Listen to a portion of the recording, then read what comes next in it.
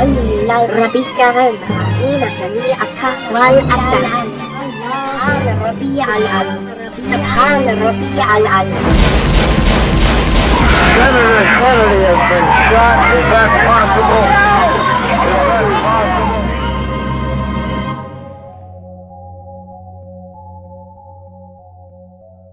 Today I'm directing NASA to begin a search in all of our elementary and secondary schools and to choose as the first citizen passenger in the history of our space program one of America's finest, a teacher.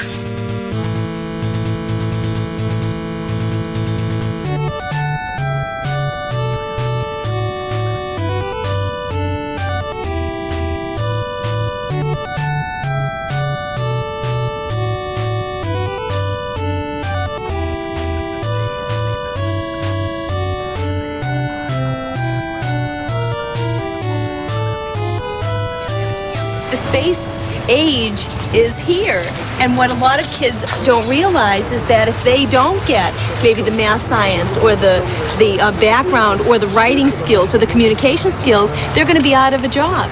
My emphasis is going to be, look what's out there. This is your world. I mean, let's get prepared for it and to get teachers excited about that future. Oh my God, look at it! Oh, it's beautiful!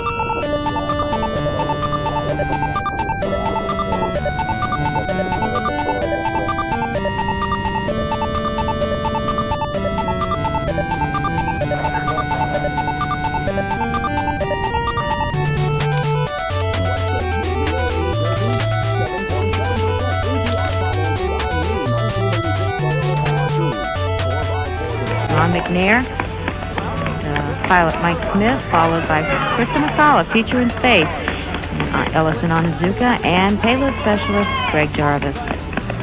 Big smiles today. 10, 9, 8, 7, 6. We have main engine start. 4, 3, 2, 1. And liftoff. Liftoff of the 25th Space Shuttle mission, and it is cleared to tower. Challenger. Good roll program confirmed. Challenger now heading down range.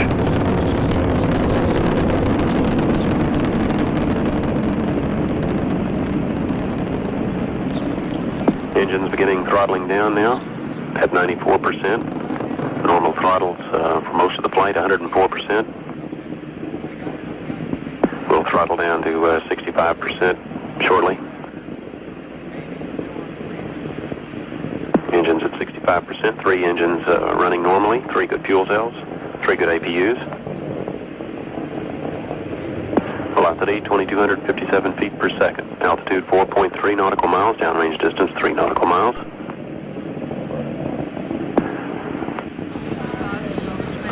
Engines throttling up, 3 engines now at 104%. Challenger, go and throttle up.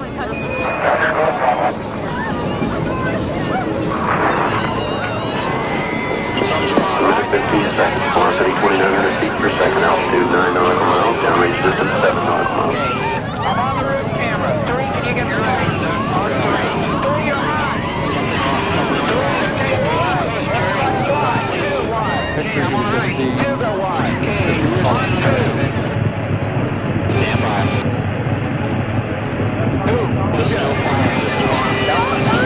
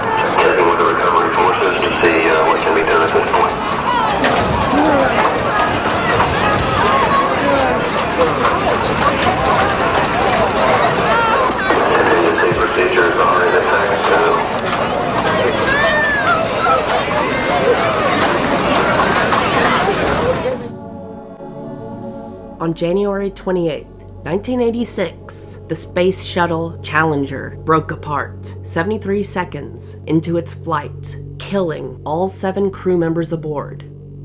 The spacecraft disintegrated 46,000 feet, 14 kilometers, above the Atlantic Ocean off the coast of Cape Canaveral, Florida, at 16:39:13 UTC, 11:39:13 AM EST, local time at the launch site.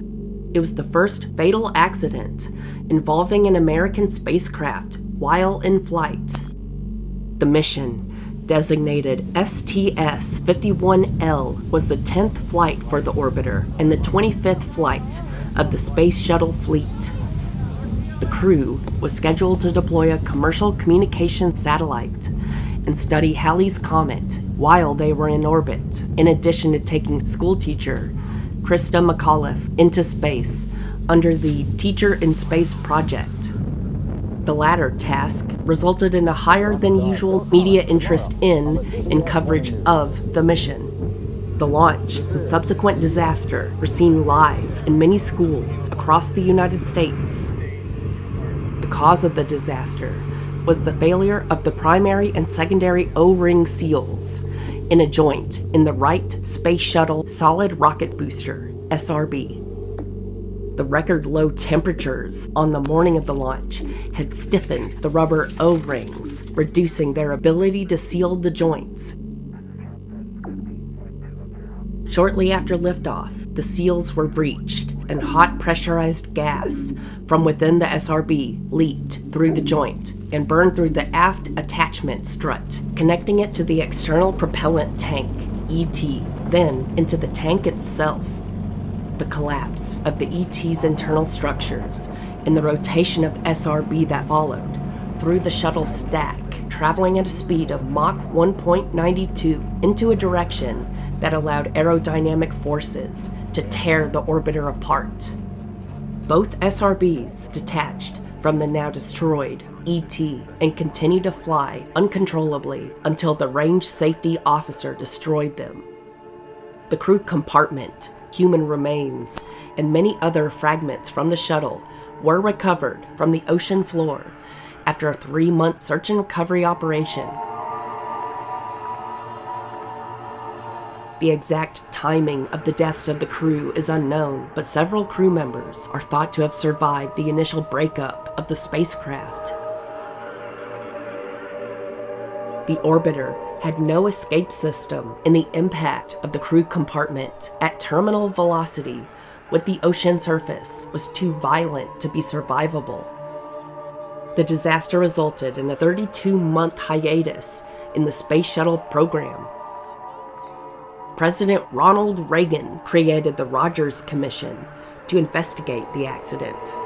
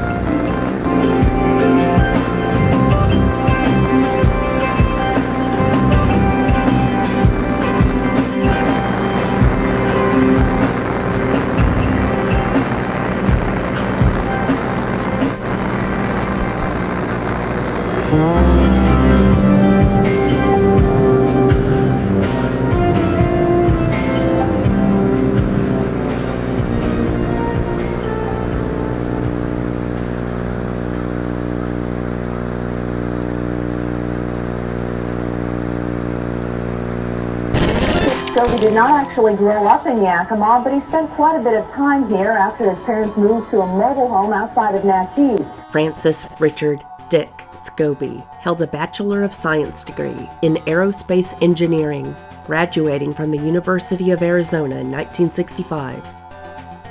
He was a reciprocating engine mechanic for the United States Air Force and served as a combat aviator in the Vietnam War.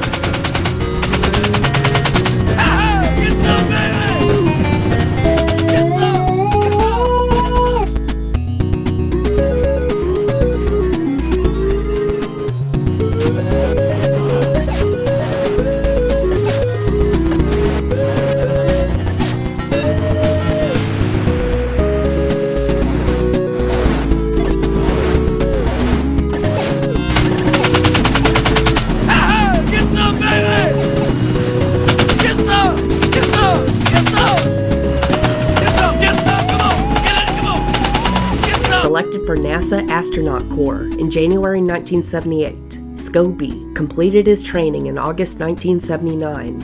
In April 1984, he piloted Challenger mission STS-41C, which successfully deployed one satellite and repaired another. At T+68, the Capcom, Richard Covey, informed the crew that they were, quote, go at throttle up, unquote, and Scobie confirmed the call. His last recorded words were his response, Roger, go at throttle up. 47-year-old Francis Dick Scobie graduated in 1957 from Auburn High School, where he lettered in track and football. Scobie joined the Air Force and became a pilot, serving in Vietnam, where he was awarded the Distinguished Flying Cross. But his ambition was to fly into space. He once told reporters, when you can make your avocation your vocation, well, you're just lucky. Today, his voice aboard the Challenger was the last heard by Mission Control. Challenger, go at throttle up.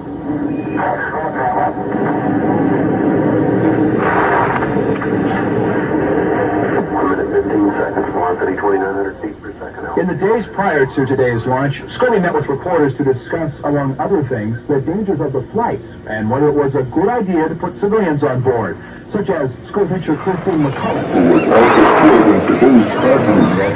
Because it's not cheap to fly people in space, and it's not undangerous. It's not, it may look that way, but we do these flights repetitively, and they get kind of a commonplaceness to them that's really not there, because each one of them is an individual technological marvel in itself, and you lose that by watching so many of them. There are a lot of things that go on during space flight, and it's not easy to do, and it may look easy from the outside, it's not easy from the inside.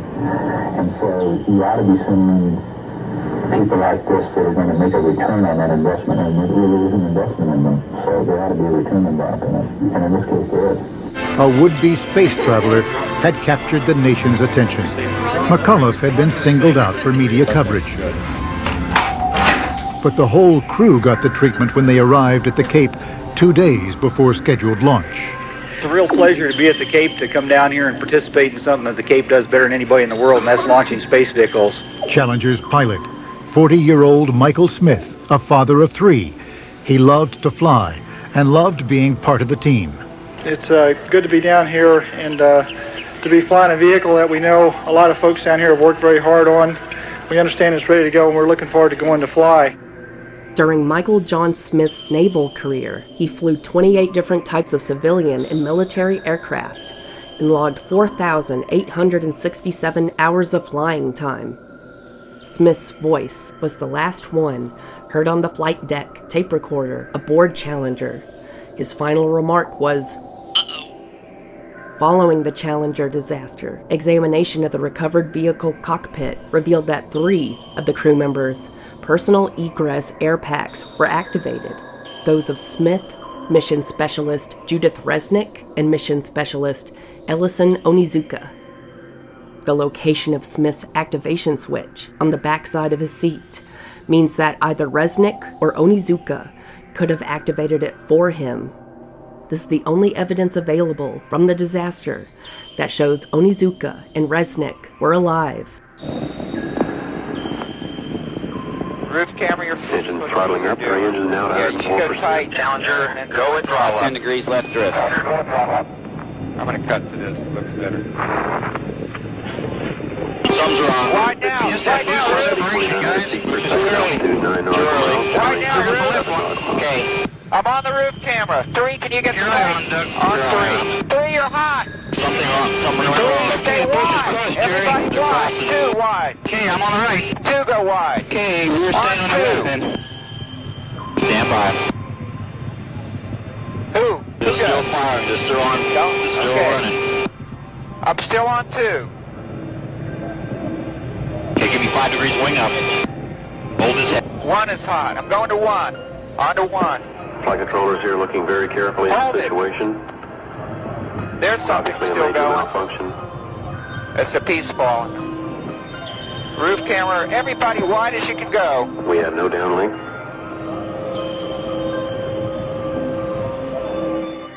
However, if the cabin had lost pressure, the packs alone would not have sustained the crew during the 2-minute descent.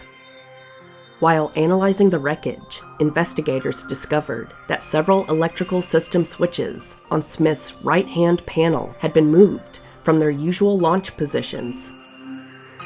Fellow astronaut Richard Mullane wrote, "These switches were protected with lever locks that required them to be pulled outward against a spring force before they could be moved to a new position."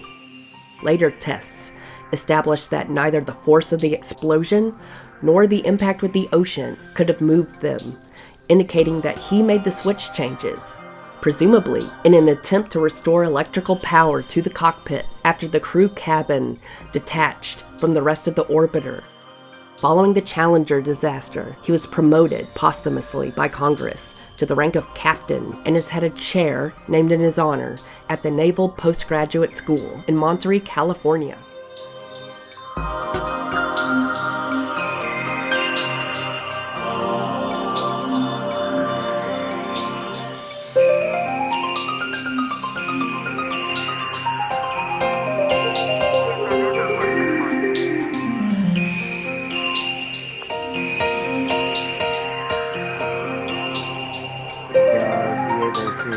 Shorten the hole to T-9 if that's desirable. At the present time, we are continuing with the... There really are no answers. The homily was, and then you go... all 3 are going to look great on any skin tone. Celebrity status, ensuring them a long and pampered life on Earth. If John Bellinger's experiment is successful, that age-old question of which came first, the chicken or the egg, will have a new answer. In space, the egg, of course. Tom Intier, CNN, Louisville, Kentucky. For liftoff Sunday morning at 9:36 a.m. Eastern Time with teacher Krista McAuliffe aboard. Weather conditions are improving slightly. NASA officials now believe they will be able to launch tomorrow and avoid those embarrassing weather delays that plagued the last flight of the shuttle. Right now, things look good, and I just hope the weather outside continues to cooperate with us. Meteorologists are releasing weather balloons regularly, checking the upper atmosphere. Rains are expected during the night, but the forecast calls for clearing in the morning. There is a chance of some fog, but it should burn off before the beginning of the window. The first teacher in space, Krista McAuliffe, and her 6 crewmates spent most of the day reviewing flight plans. McAuliffe's parents say the 37-year-old New Hampshire schoolteacher remains calm, but they admitted they were not. I'm starting to get a little knot in my stomach right now. I don't know what it's going to be later.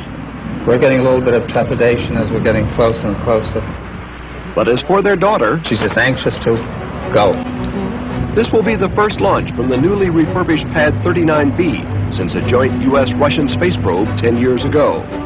NASA hopes the second launch pad will keep periodic weather and technical delays from disrupting the space agency's tight, ambitious flight schedule. Bruce Hall, CBS News, Kennedy Space Center.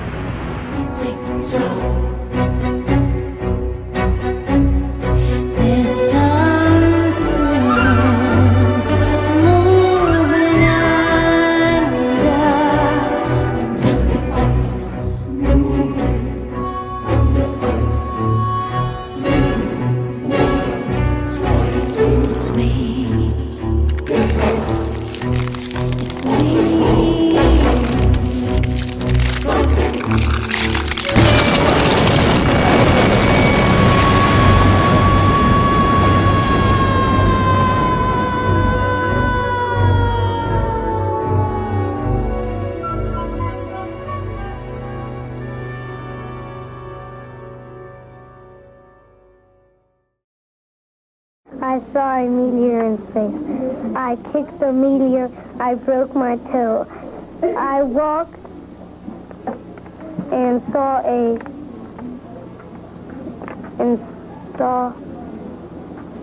something.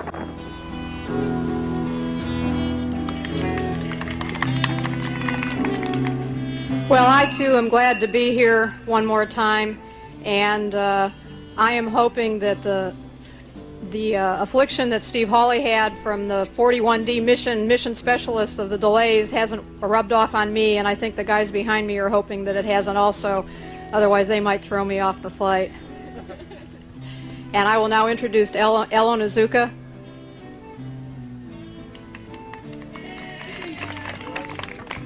Let me say that it's really a pleasure to be back.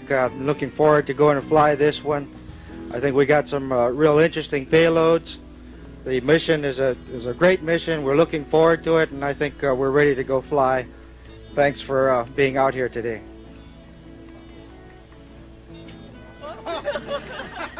I forgot the one thing I was supposed to do.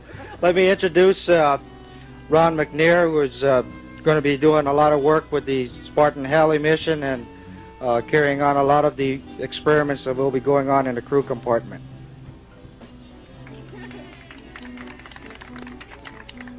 Again, I'd like to echo the opinions of my crew members that we look forward to launching from the Cape first of all, and returning here a few days later. I had the privilege of being a part of the crew a couple of years ago that made the first landing here at the Cape, and I intend to be a part of the crew to make the first return landing to the Cape in about a week. Growing up in Lake City, South Carolina, alongside his older brother, Carl S., as well as his younger brother, Eric, Ronald Irwin McNair grew up in a low-income household, his home having lacked both electricity and running water. The United States of America, land of freedom, 48 different states from which to choose, each with its own particular beauty and charm. The state of South Carolina, 28th in size, 27th in population, but second to none in wealth of interest and warmth of hospitality. Highways that traverse the northwest upcountry, where the Blue Ridge Mountains drop away into the green of gently rolling foothills, transport you swiftly back through the stirring and colorful days of history, back to colonial days, to old plantation roads and the great plantation houses, mellowed by the passing of the years. The fabulous days of colonial prosperity, when Carolina planters made fortunes from the growing of silk and indigo and rice. The days when each great plantation was like a little kingdom within itself. When you mention the South, most people think of cotton. Scenes like this were as familiar then as they are now. But planters of those days would look with astonishment at King Cotton's empire today. One of the most beautiful Capitol buildings in the nation. Open to visitors, both the State House and the park-like grounds display many historic relics and mementos. One of them is the huge bronze equestrian statue of one of South Carolina's heroes, military leader, governor, and United States Senator, General Wade Hampton.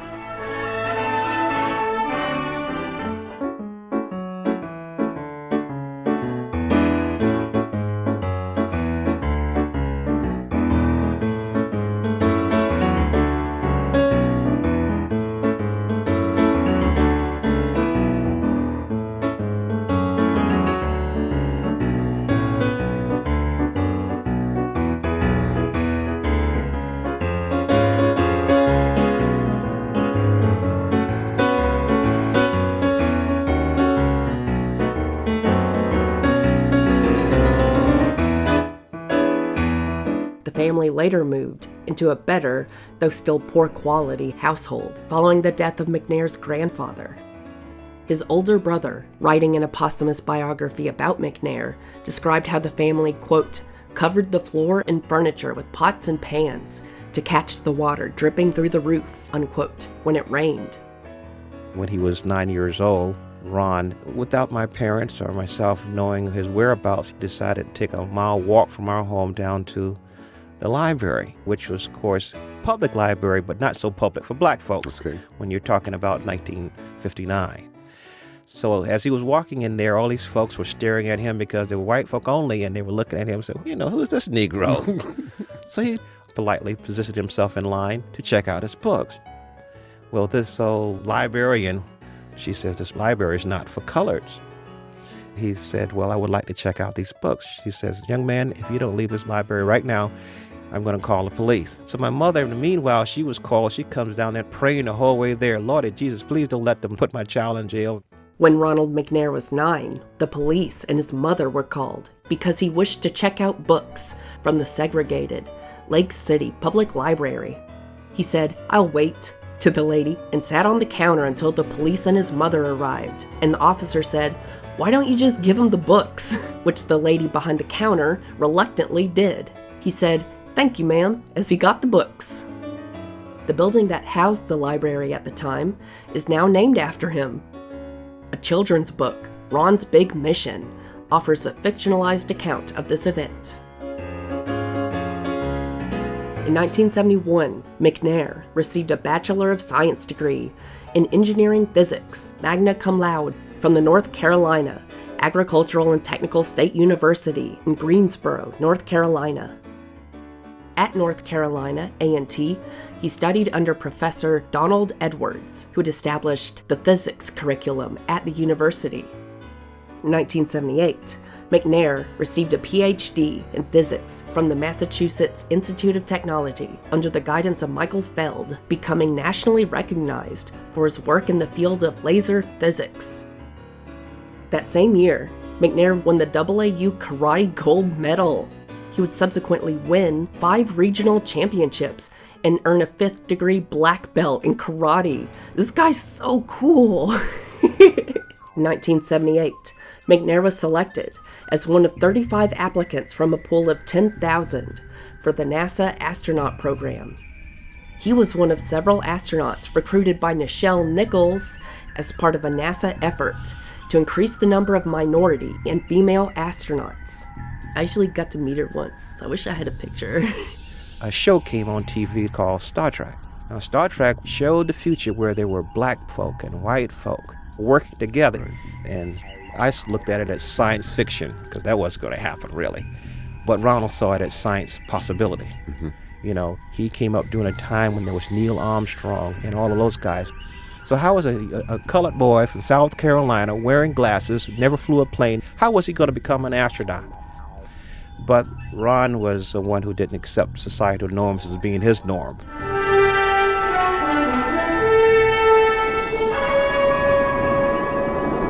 Strong interference on subspace, Captain. The planet must be a natural radio source.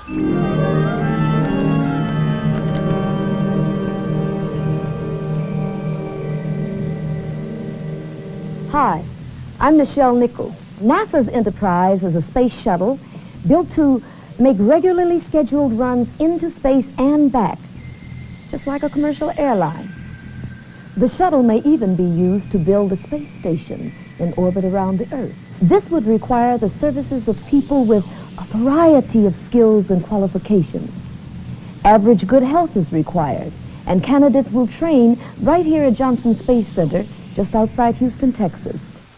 Astronaut Alan Bean has agreed to show me some of the training and evaluation that new astronaut candidates will be undergoing. During the Apollo You're program. Apollo, right? Apollo, I flew on Apollo 12 and I flew on... Skylab, too. You know a lot. I know a lot about you, Alan Bean.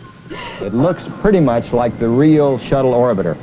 Captain, at last. Since you're sitting in the commander's seat, Michelle, let me show you how you might fly it if we were in space. Oh, boy, huh? Between your knees there is what we call the hand controller, the rotation controller. It operates just like a conventional airplane stick, in that if you pull back on the stick, or the hand controller, it'll raise the nose of the orbiter. Oh, yeah. And then if you push forward, it'll lower the nose. If you wanted to bank left for a left turn, you'd push the hand controller left, just like a regular old airplane. Oh, it really is. One thing that's different about this vehicle is you notice we've got some what we call cathode ray tube displays. We got 3 of them. You don't see those in conventional airplanes because the need to display a variety of information with limited space isn't quite so critical as here. minorities and women alike. If you qualify and would like to be an astronaut, now is the time.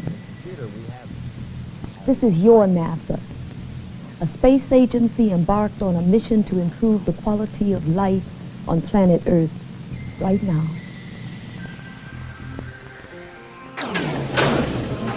The suffix candidate is primarily a formality. 35 people were chosen to serve as space shuttle astronauts, as scientists or pilots, and we entered a 2-year training program, which at the end of the 2 year, the title candidate will be removed. It is a means for one to discontinue the program if he or she desires, or let's say be discontinued if he or she so desires. But in fact, 35 people will be space shuttle candidates. That's more of a formality than any other significance. How significant is it that you are a black scientist going into the NASA program? From a historical point of view, I'd say that has lots of significance in that it's the first time, or it has not been a part of the NASA program in the past. It has significance from the point of view that it gives black people, it adds a touch of pride that we are moving into other areas and moving up into more attractive in areas where we can make broader impact. However, from an operational point of view, it has zero significance because when it's time to fly a multi-billion-dollar spacecraft, NASA will not put a dummy at the controls, regardless of what color he is. It's qualification that matters. And when it's time to function in the space capacity in space, then what color you are, what sex you are, has nothing to do with anything. McNair flew as a mission specialist on STS-41B aboard Challenger from February 3rd to 11th, 1984, becoming the second African American to fly in space. And the night before launch, going out, launch morning, after breakfast, everybody anxious to get strapped into the vehicle. The pad 39, beautiful scene of the orbiter, launch morning, coming up to thrust, 3 main engines igniting, 1.5 million pounds of thrust roughly here, then plus the SRBs, 4.4 million pounds of vehicle pushed by roughly 7 million pounds of thrust. We have solid rocket booster ignition and liftoff of Challenger and the 10th space shuttle flight. The shuttle has cleared the tower. Tower, ready program. Houston now controlling. Roll maneuver confirmed. 15 seconds. Good roll confirmed by mission control.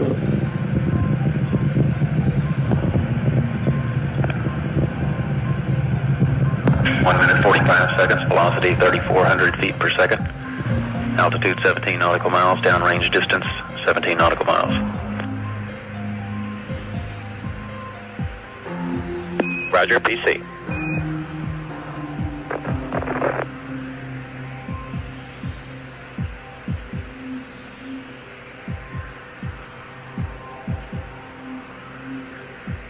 Solid rocket booster separation confirmed.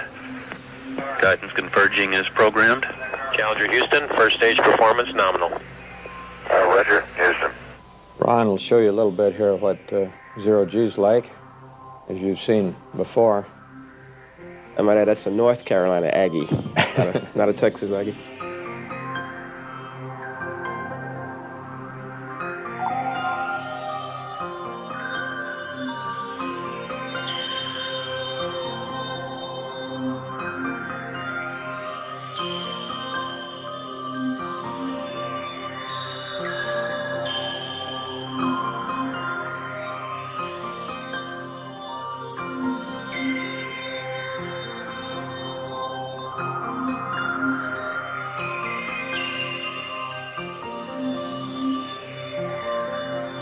.35-foot self-tending tether reel right above the hatch. The task you see me doing here, and then separated left and right to start on our respective tasks. My first task was getting the port side MMU ready to fly and checking it out and starting into a check flight, followed by some translations up and down the payload bay, and some longer range translations.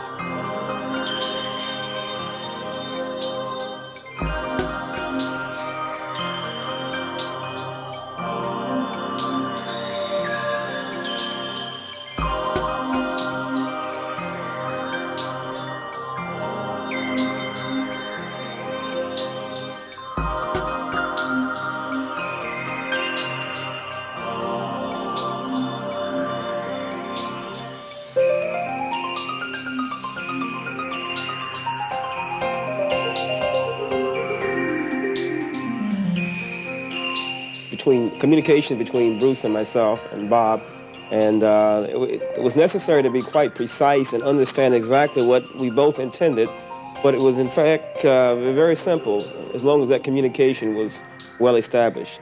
This was a pretty unusual maneuver here, going to the forward bulkhead of the payload bay, and it took some little acrobatics to see those guys when they're positioned that far forward in the payload bay. But it worked out quite smoothly, and we were able to get them positioned exactly where they wanted to go. And that manipulated foot restraint turns out to be a very convenient, useful workstation. These are live pictures now. Yeah, you see Bob Stewart on the left-hand side, just outside the hinge line of the door. And you saw Bruce McCandless in his easy chair there. Challenger Houston, the President of the United States. Commander Brand, I'd like to say, arthritis. Say, Hoot, I understand you must have arthritis. Your wife, do you have any tips? That's true, Mr. President. I can understand that. Do you think she'll enjoy it? Material processing. Yes, sir, Mr. President, the experiment's working out very well. We're very pleased with the results we're seeing, and there's a lot of promise being demonstrated in all the areas you just mentioned. Well, the Space Shuttle Challenger, I think are an inspiration to all of us. And I know that you have arthritis. Let me just say to you, have a safe journey home. And ugly people need to be destroyed. Thank you very much for calling, sir. We really appreciate that. Goodbye.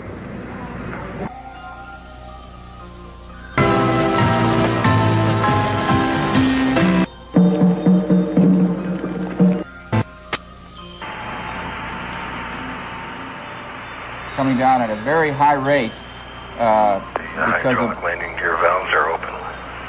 APU performance still nominal. All APUs running at roughly 106%. That's or 106. Several thousand feet per second. about 12 to 15,000 feet a minute is how they're flying. The only person I know at this table who descended at that rate was Gene Cernan aboard Apollo 17 on his way back from the moon. That's history. This is the future we're looking at now. No, this is the present and the future. Now less than 200 feet per second. What a beautiful sight. It's like a painting. Flight control in the automatic mode. And he's slowing down using ailerons and spoilers just like any commercial airliner would. Then should be lined up about this point on final approach, about 22-degree glide angle. 12,000 feet. 7 miles from the Challenger Houston runway. look good rolling out on final, calm surface wind. Under a minute until touchdown. Then it never fails to impress, even sitting here watching on television. It's a very, very predominant, impressive feeling you get watching the Challenger come back home, especially after seeing those spacewalks. It's the same vehicle, remember. And this, Gene, this is very much like the landing of this first Columbia in California, because it is new. It's never been done here before. He is really coming in smoothly now. The landing gear will be the next major event here. There it is. There's the gear. Not bad timing. Oh, is that beautiful. Looks like he's got the runway made. He is right on top of it, right down the center line. That's a 1,000-foot marker. He's landed about 3,000 feet down the runway. Perfect. Touchdown, 6 seconds ahead of time, according to the clock. Space Shuttle's first Florida landing. A lot of happy people back there. You can see the humidity come off the wings as he's rolling out. That's the water. It's still foggy here, Gene, a little bit. Very humid. Looks like he's going to have right in front of us.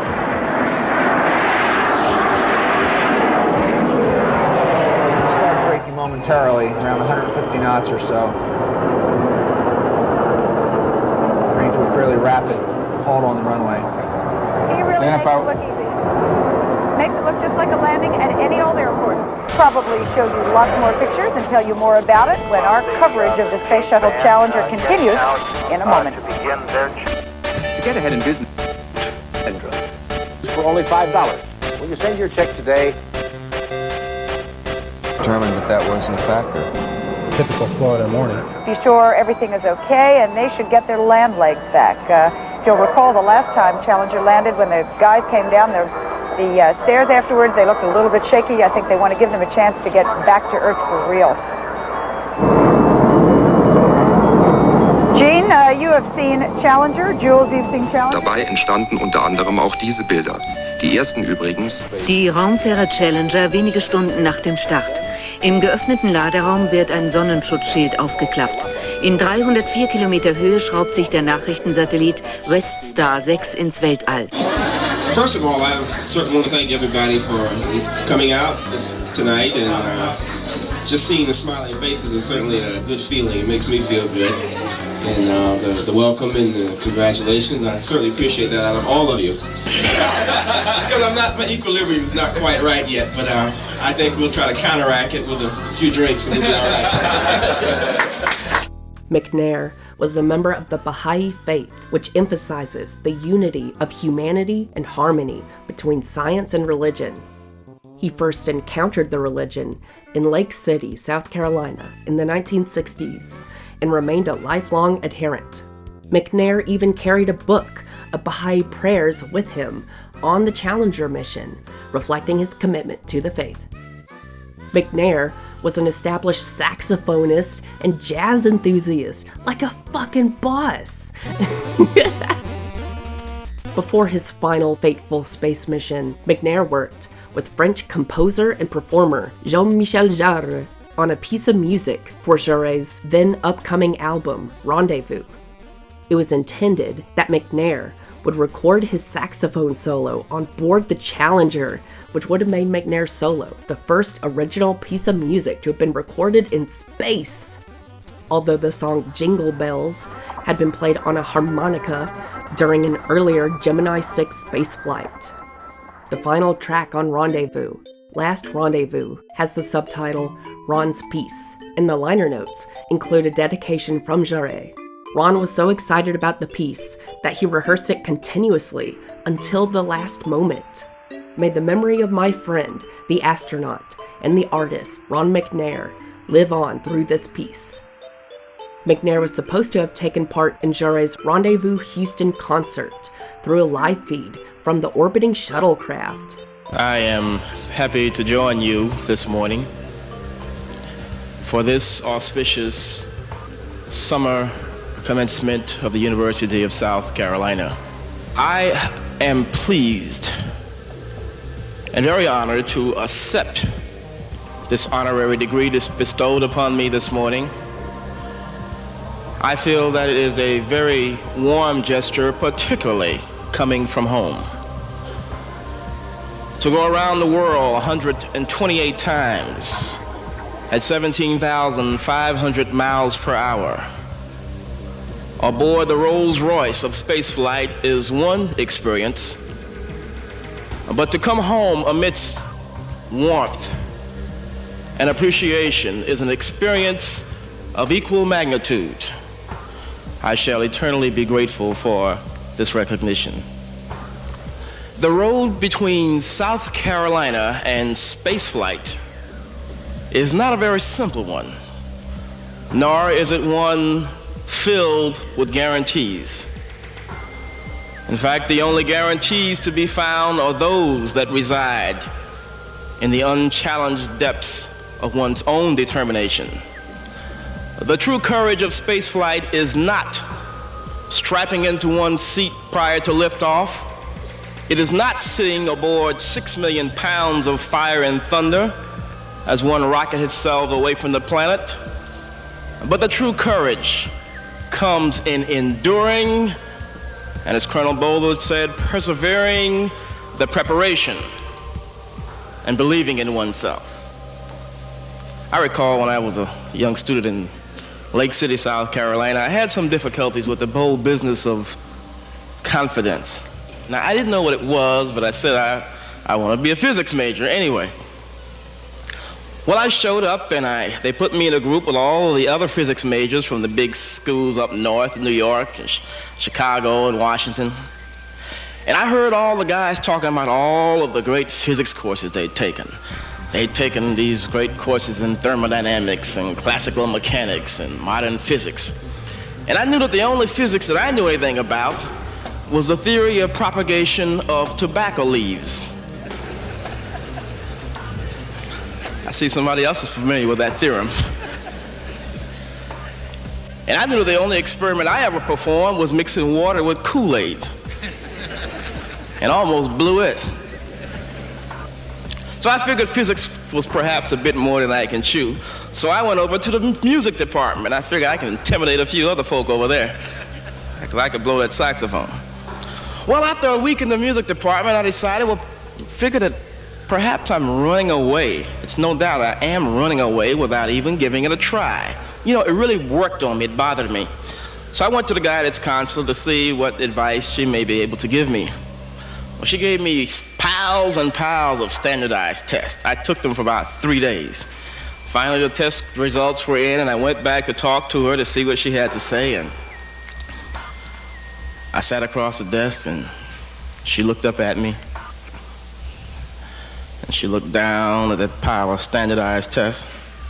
She kind of shook her head, looked back up at me, and she said, "I think you ought to go ahead and try physics, because I think you're good enough."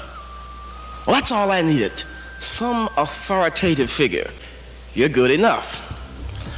Well, as I graduated from North Carolina A&T and went on to the Massachusetts Institute of Technology to begin work on my doctorate, and what turned out to be a prize fight, with each round lasting 1 year long, a 5-round prize fight. Well, I stepped into the ring, armed with the gloves of eagerness, cheered on by a great crowd of hope. When after 2 days into the first round, I was caught by a devastating uppercut from the entry qualifying exam. As I watched the birds around my head, I could still hear the voice of my guidance counselor saying, "Get up and fight because you're good enough."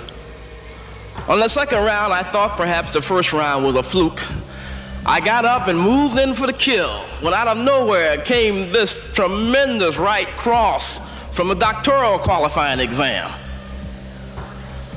Well, as I lay there with my back pinned to the canvas of defeat, wondering if I even wanted to get up or not, I heard from the sidelines a thesis supervisor saying, "I know where you're from, I know what you're made of, get up and fight because you're good enough."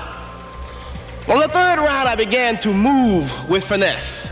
I began to bob through classes and weave through exams. I opened up the fourth round with devastating jabs of knowledge. I followed through with tremendous crosses of hard work. By the end of the fifth round, that great giant lay stretched out across the canvas. I pulled off my gloves, walked across the ropes, grabbed my diploma, and I cried out, "I am better than enough."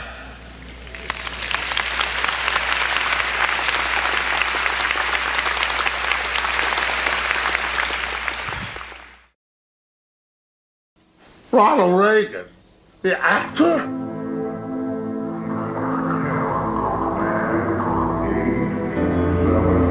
We have main engine start. 4, 3, 2, 1, and liftoff. Liftoff of the 25th Space Shuttle mission, and it has cleared the tower.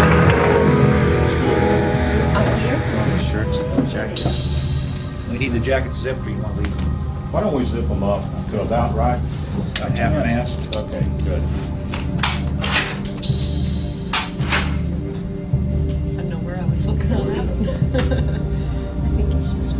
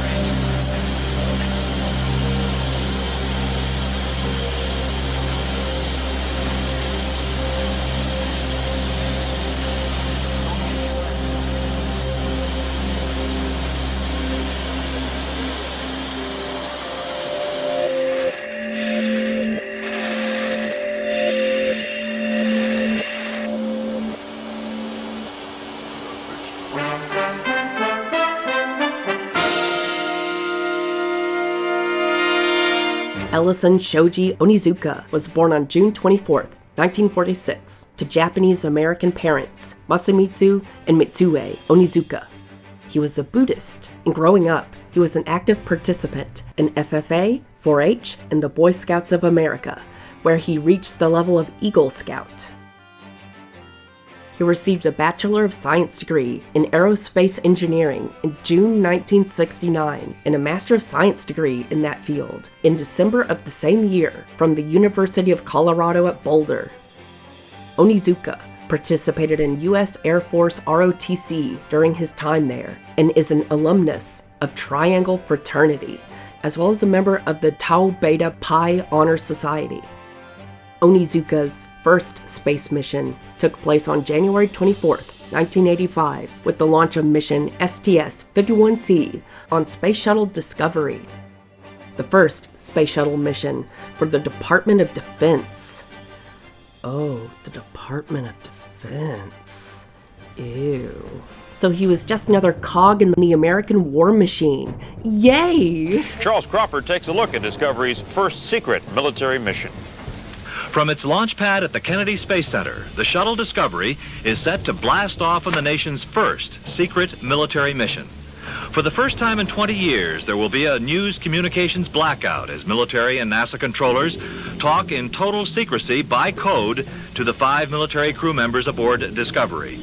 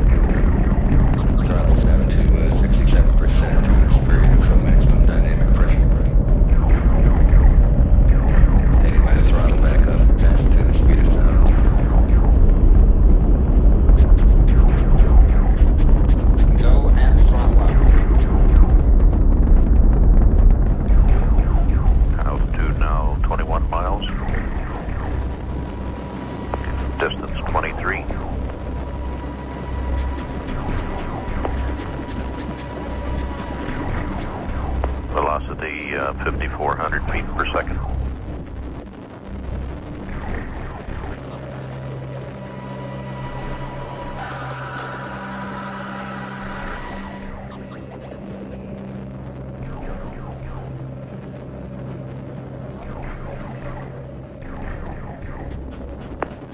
And a normal separation of the solid rocket boosters.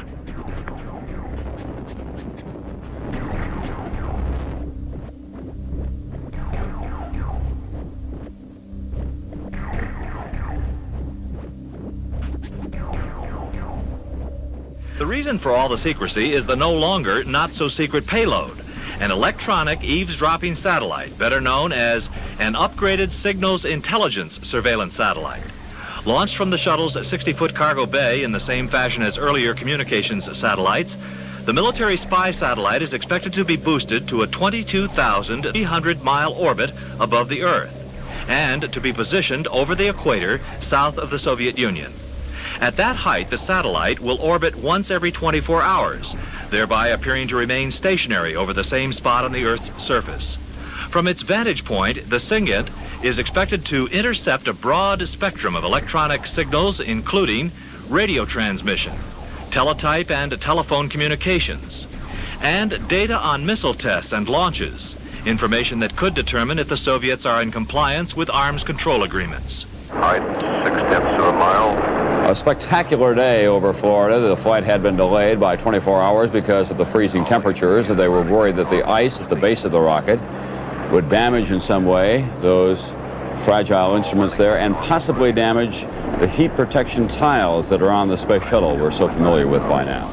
The reason for canceling Wednesday's scheduled liftoff was the fear that large pieces of ice would form on the external tank as it was filled with 500,000 gallons of super cold liquid hydrogen and oxygen. With sub-freezing temperatures at the Cape for the third straight night, the chances of such ice formation were sufficient to delay launch for at least 24 hours. The concern was that large chunks of ice would break off during launch and damage the heat shield tiles on the shuttle's fuselage, the same tiles that protect the space vehicle during its fiery re-entry into the Earth's atmosphere. This super-secret Defense Department mission, with a reported spy satellite aboard designed to listen in on the Soviet Union, has attracted a handful of protesters from the Florida Coalition for a Weapons Freeze.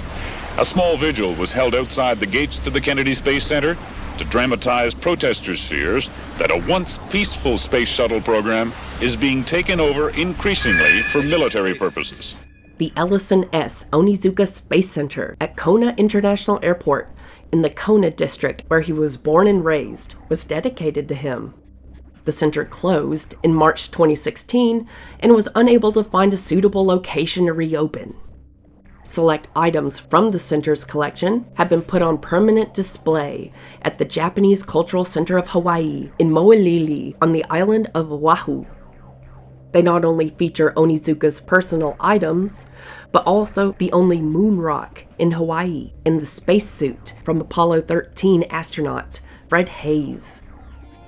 In Star Trek: The Next Generation, a shuttlecraft carried aboard the USS Enterprise. NCC 1701D bears Onizuka's name, as seen in the 3 episodes, The Ensigns of Command, The Mind's Eye, and The Outcast. Well, the weather keeps playing tricks at Cape Canaveral. Yesterday, NASA said conditions look right to launch the Space Shuttle Challenger today. And last night, the forecast turned sour and they called it off until tomorrow. But this morning, the sun was shining and they could have launched it after all. Bruce Hall reports. It was another embarrassing postponement for NASA, as weather conditions were ideal this morning at the scheduled 9:36 launch time. Space Agency officials called off the launch late last night after Air Force meteorologists said they expected rain and thunderstorms during the entire 3-hour launch window. Make sure you stay 6 feet away from me. I'm in quarantine. Quarantine or not, a restless Krista McAuliffe could not pass up the nice Florida sunshine. She spent the morning riding a bicycle around Kennedy Space Center rather than riding the shuttle into space. You disappointed? Oh, sure, but it's going to go tomorrow. Now there is some concern about the weather tomorrow, as the rain finally moved over the Space Center this afternoon. launch delays have become a major problem for NASA, with more than half of the shots being postponed. Countdown is continuing smoothly, and the shuttle crew is preparing for the mission, but the forecast may get in the way of a successful liftoff. A cold front from Texas is expected to move through Florida just about launch time. It may bring clouds and rain.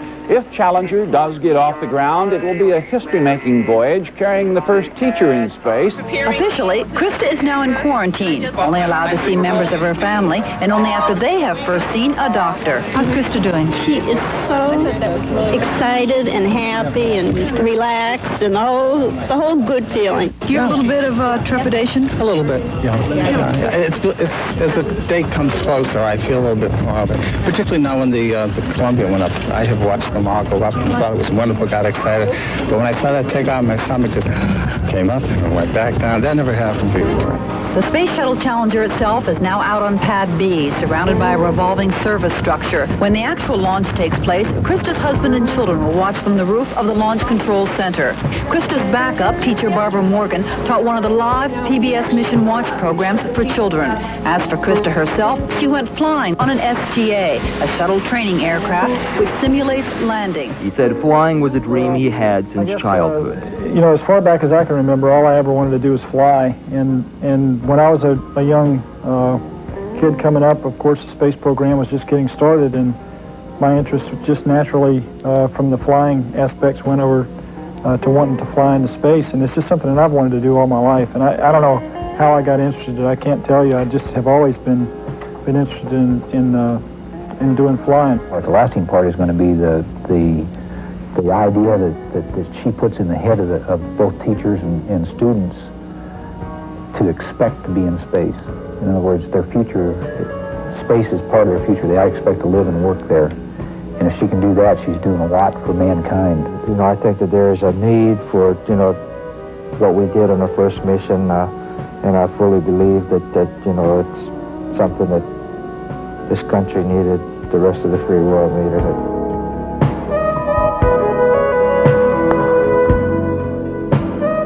She knows where we're going to be standing, how busy it's going to be, where she can help, where we need our space, and she has learned an awful lot and become a team member. Judith Arlene Resnick was the fourth woman, the second American woman, and the first Jewish woman of any nationality to fly in space, logging 145 hours in orbit. Her father was the son of a rabbi, and he had been born in Preluk in Ukraine. His family had immigrated to Mandatory Palestine in the 1920s, and then to the United States after the 1929 Hebron massacre.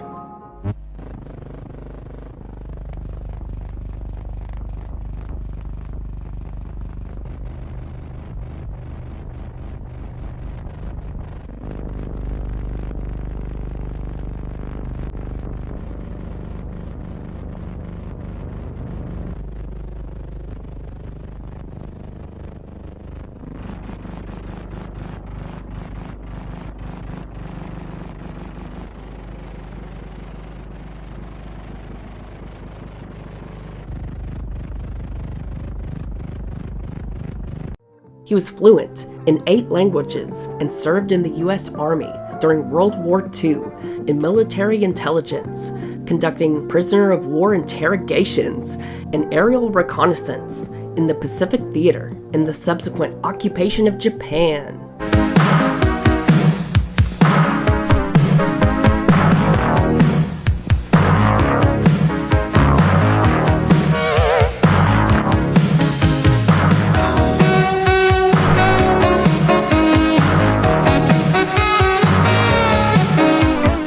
Women astronauts. There are now 8 out of the 81 members of the astronaut corps based in Houston.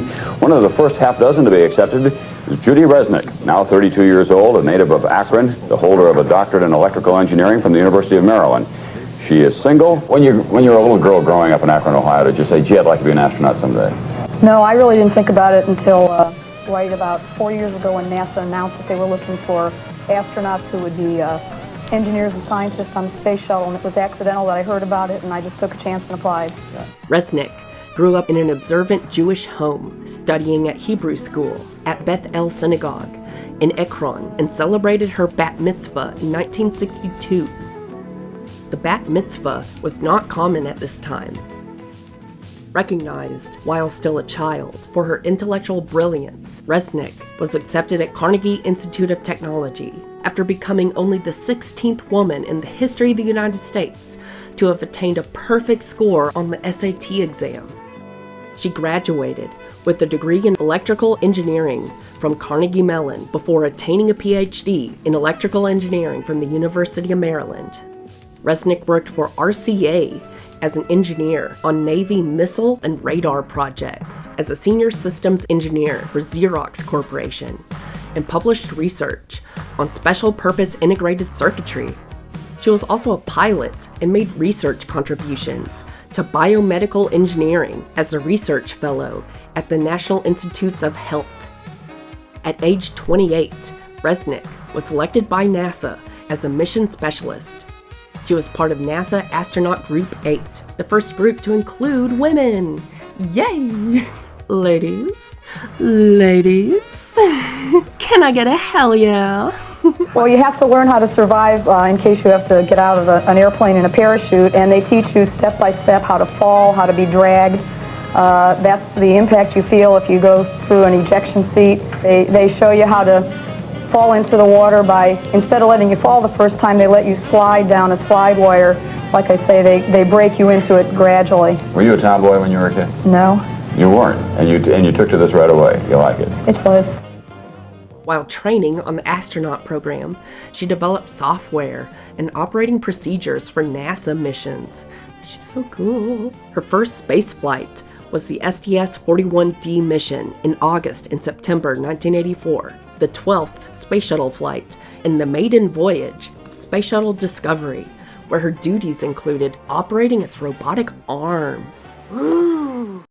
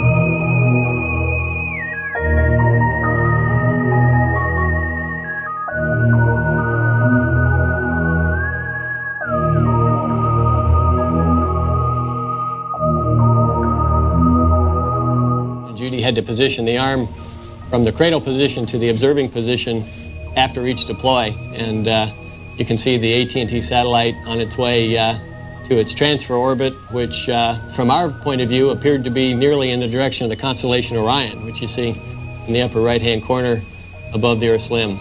And we were very pleased with that shot. We thought that was quite nice. We extended a large solar array wing several times during the flight. This is the largest structure ever deployed in space. It was 1,300 square feet, yet it only weighs 300 pounds. The purpose of the array is to supply electrical power to a spacecraft or a space station by using the sun's energy. A wing this size has about the same capability as one of the orbiter's fuel cells, which is just about as much power as we typically use on orbit. The array unfolded just like an accordion being pulled up from the top by a coiled mast, which you can see in the front. The mast was made out of a fishing pole type fiberglass, and the blankets are pulled taut at two extension lengths, 70 feet and 100 feet.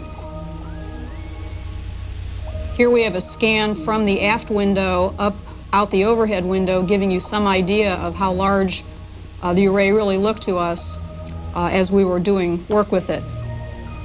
While the array was extended, we used the small thrusters on the orbiter to try to excite the mast. We found it to be very stable, showing only small deflections that damped out very rapidly, and we were able to maneuver quite nicely to different attitudes with the array out.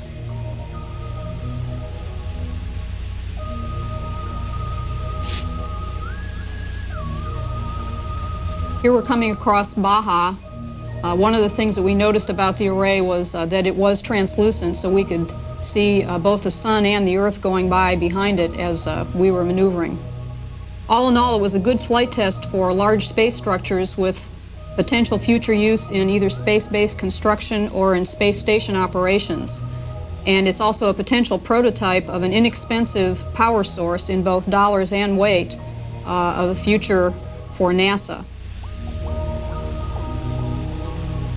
And in this closing shot, we have a sunset, which you can see the sun shining through the array. We were tail sun at that time, and you see the shadow of the vertical tail on the left bottom portion of the array. It was along about the same time that we were doing the IFM that we discovered we had the icicle on the dump port. And at this particular time, we were going to go out and break it off. Judy came up and handled the communications and kept me honest with the RMS while we were doing this task, double-checking on the procedures.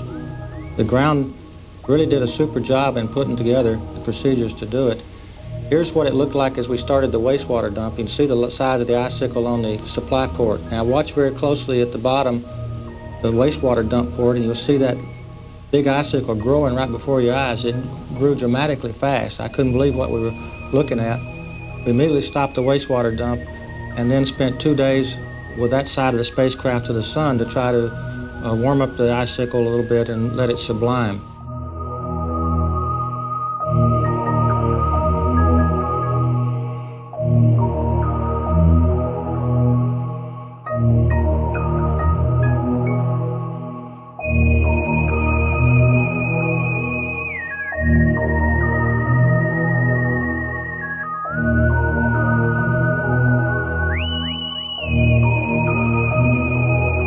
As you move in, you lose sight of it in the camera, so you just have to keep going. If you watch closely now, you'll see a little piece of ice go chipping off up to the top right-hand corner of the screen, and that's when we hit it. There it goes, a little chunk of ice there.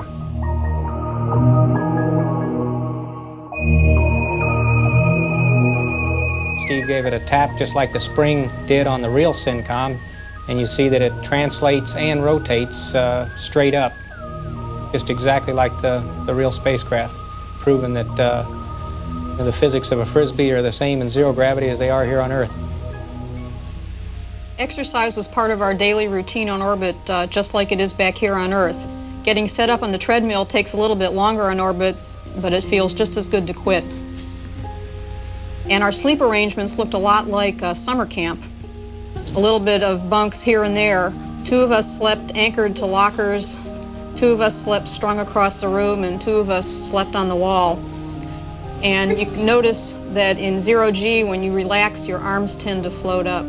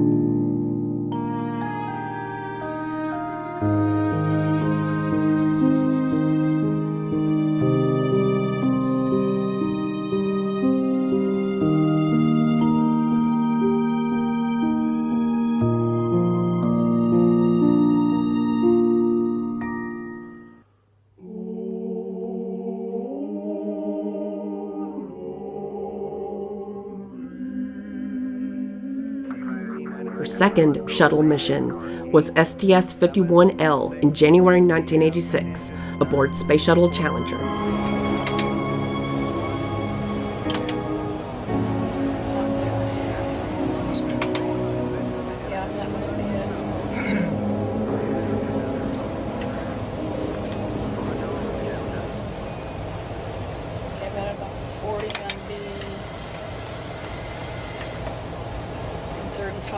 Actually, it drifted aft a little bit. More bad news for the Space Shuttle Challenger today. Fruit of the Loom panties, created just for women.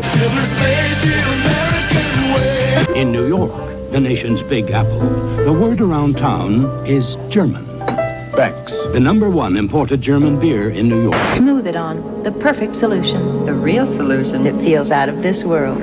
Denny's Grand Slam Breakfast, only $1.99. No one can beat my prices. Save now at Howard's Discount. Depression. What are the latest treatments? On News 4 at 5. Well, I love students. I love the interaction. I feel that teaching is a learning process. I see myself as a facilitator, not as an authority in the classroom. And I'm going to miss that this year because I feel that I grow every time I teach a course or teach it a little bit differently because students have different outlooks and they have different opinions. I'm enthusiastic, got lots of energy, and because I like what I'm doing, I think that gets the students involved in it. If you knew someone who was thinking kind of seriously about going into teaching but were vacillating a little bit, what would you say to encourage them? What one thing could you tell them? Well, I would hope that they would have at least one teacher who they could look at as a role model. I'm hoping that I can give a lot of students that opportunity. So many times, women especially have such limited role models, and it's changing. It is changing, and that's good. But if you see a lot of good role models, then you're going to be able to pick. And I'm hoping as more and more people stay into teaching because they love it, and maybe that the salaries get raised a little bit so that everyone is happy and they're enthusiastic, that more students will look at that and say, I'd love to become a teacher. Challenger's crew will deploy a tracking satellite and observe Halley's Comet. They'll also oversee an Indiana college student's prize-winning experiment measuring weightlessness on embryo development using chicken eggs. It took me 3 times before I ever became a national winner. And maybe it would take you 4 or 5, but just think that one time my ship came back home, look what it's done for me. You know, I'll be able to say, hey, I have a project on the space shuttle. Tonight, Space Shuttle Challenger on Launch Pad 39B as the mammoth spacecraft is prepared for liftoff. Crews were expected to begin loading some 500,000 gallons of liquid hydrogen and oxygen into the external fuel tank, the large expandable torpedo-shaped object the shuttle is attached to. Earlier today, Air Force meteorologists predicted clouds and possible rain for tomorrow, forcing NASA officials to consider delaying the liftoff. Joining me live now is Jim Mizell, Public Affairs Officer with NASA. Jim, how does the liftoff look for Monday morning? How does the weather look? The front is going to move through this area very rapidly tomorrow, bringing overcast clouds with a lot of rain, and we're expecting this to clear up Monday and have great weather for the launch. Is the launch a go for Monday, or will there be decisions to be made yet? We have a meeting at 2 o'clock tomorrow afternoon to discuss things such as decisions to be made, such as the weather. Right now, we think that the weather is going to be great for Monday. Okay, very briefly, if you can, tell our viewers why rain is a problem. A lot of people don't understand that. Well, the shuttle has heat-resistant tiles on the bottom, and these are like eggshells. They're very fragile to breaking, and the rain acts like BBs or shotgun pellets on the bottom of the orbit at the speed of sound as it climbs out of Kennedy Space Center. Jim, you've been involved in an awful lot of these launches. How does the crew take a delay like this? Well, the crew is trained for this. They're very professional, and they take it in stride. Several of them are test pilots, so they're very familiar with delays. While most of the shuttle's work is aimed at the future, they'll also be paying some attention to the past, studying the creation of the universe by taking a closer look at Halley's Comet. Astronaut Judy Resnick will set a satellite outside the shuttle where it will study the vapors that create the comet's tail. After a couple of days of comet watching, the Spartan Halley satellite will be brought back in. But it won't be all work on this mission, at least if astronaut Ron McNair has anything to say about it. I'm going to find me a window, perch in that window, grab me a camera, put my music on, and just watch the world go by.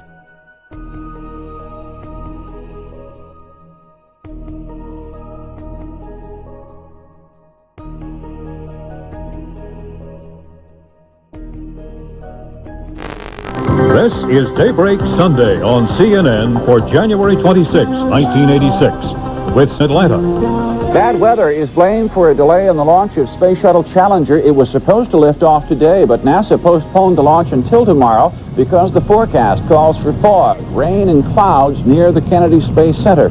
Challenger is now set to head into space at 9:37 a.m. Eastern Time, 6:37 Pacific Time tomorrow. We're always interested in the safety of the flight crew and the safety of the shuttle, so based on those considerations, we decided to reschedule until Monday morning. Is the crew aware of the delay? The crew is asleep at the present time. They'll be awakened at their regular time, and of course they will then find out that they're going to have to wait 24 more hours before they go. It's going to be a big disappointment when they find out.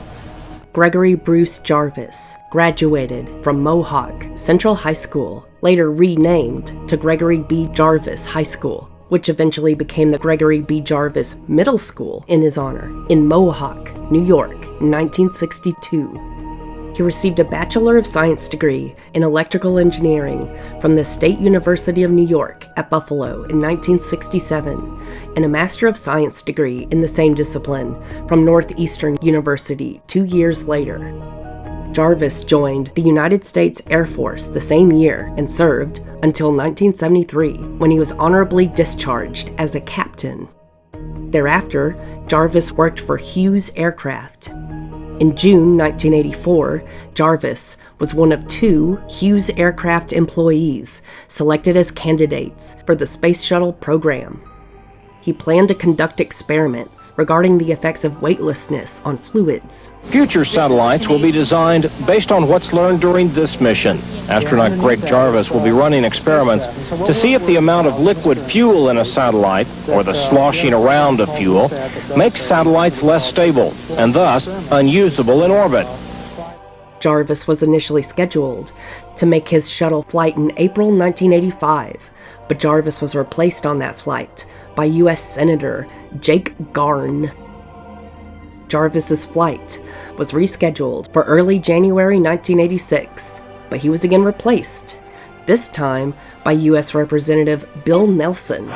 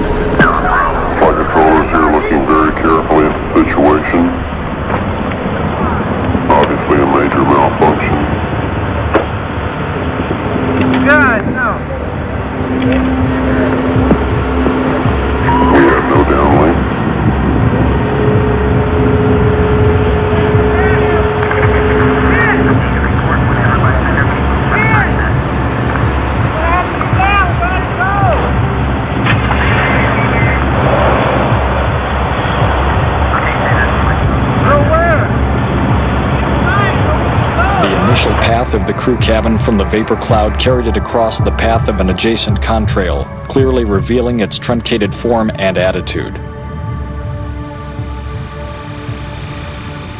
The remains of all 7 astronauts from the Challenger disaster were discovered in the crew decks on the ocean floor. Jarvis's body was discovered in the lower middeck, along with McNair and McAuliffe. During salvage operations to raise the crew deck from the ocean floor, Jarvis's body escaped from the wreckage, floated to the surface, and disappeared back into the sea.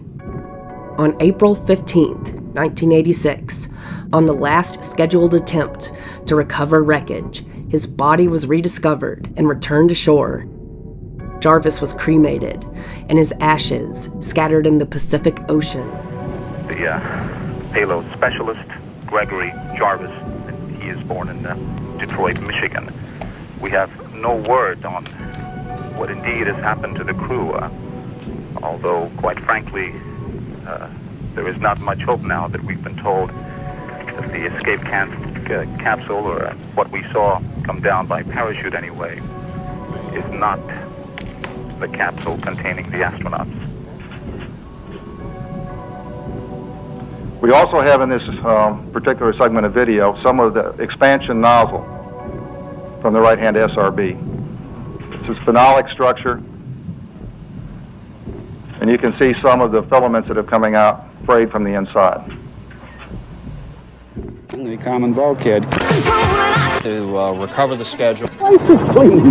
So don't get caught with dirty dentures. Brush and clean with minty tasting denture cream or mouthwash fresh denture gel. It's a winner. This has been an unparalleled tragedy in the U.S. space program today. Everybody stick around because we're going to have some fun. At this time, I'd like to introduce you to perhaps a person you came to see, and that's Krista McAuliffe, our payload specialist teacher in space. Funny things that stick out this way. The electrical generation and conversion activity generates heat, and so we have to have a radiator system to get rid of the heat on this part of the ship when it's up there flying by itself. And so the first launch takes up a little electricity, it takes up a little heat rejection. It also will take up an attitude control system. There will be computers and it'll have a couple of those antennas we were talking about, because it has to be self-sufficient. We've got to be able to, and we'll fly it from the control center over here just like we would an unmanned spacecraft.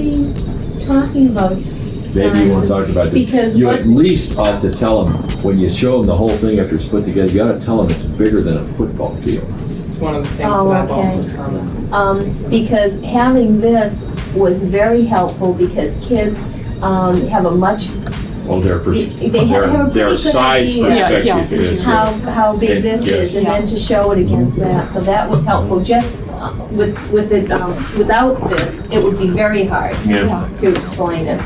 And you're much better giving comparisons to kids or examples than numbers. The numbers they're not going to make too much.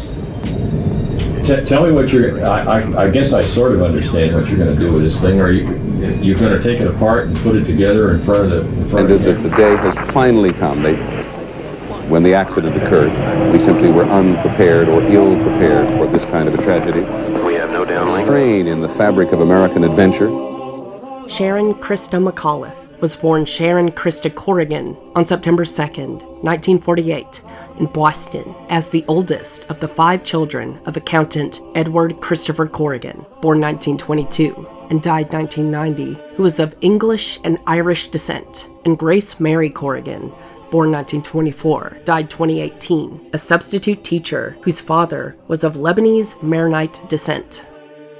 McAuliffe was a great niece of Lebanese-American historian Philip Curie Hiti.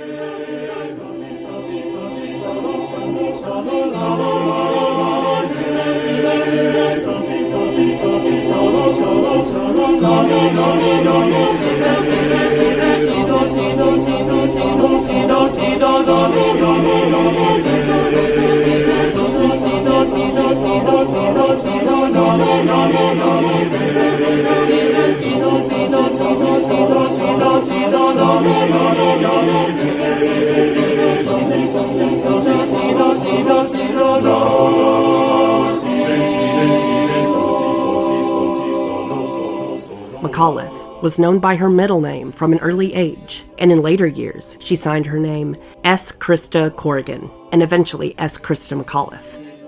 The year McAuliffe was born, her father was completing his sophomore year at Boston College.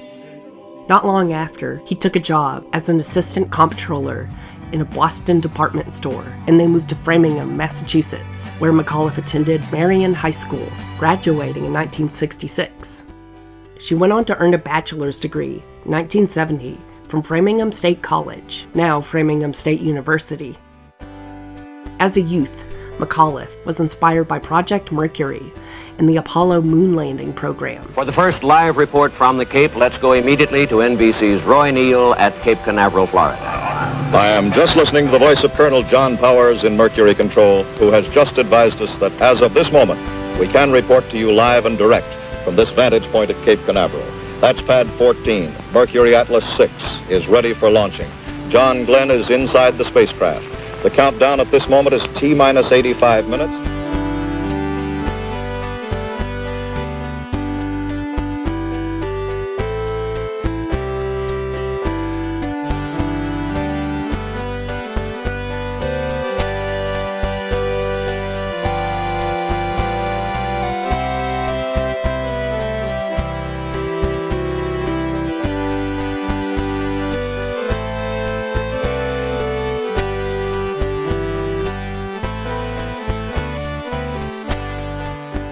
The day after John Glenn orbited the Earth in Friendship 7, she told a friend at Marion High, "Do you realize that someday people will be going to the moon? Maybe even taking a bus. And I want to do that." McAuliffe wrote years later on her NASA application form, "I watched the space age being born, and I would like to participate."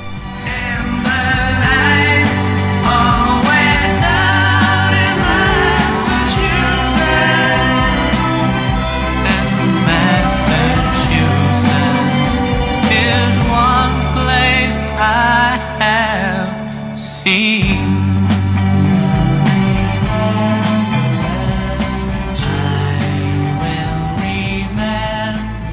In 1970, McAuliffe married her longtime boyfriend, whom she had known since high school, Stephen J. McAuliffe, a 1970 graduate of the Virginia Military Institute. The couple moved closer to Washington, D.C. so that he could attend the Georgetown University Law Center. They had 2 children, Scott and Caroline, who were 9 and 6, respectively, when she died.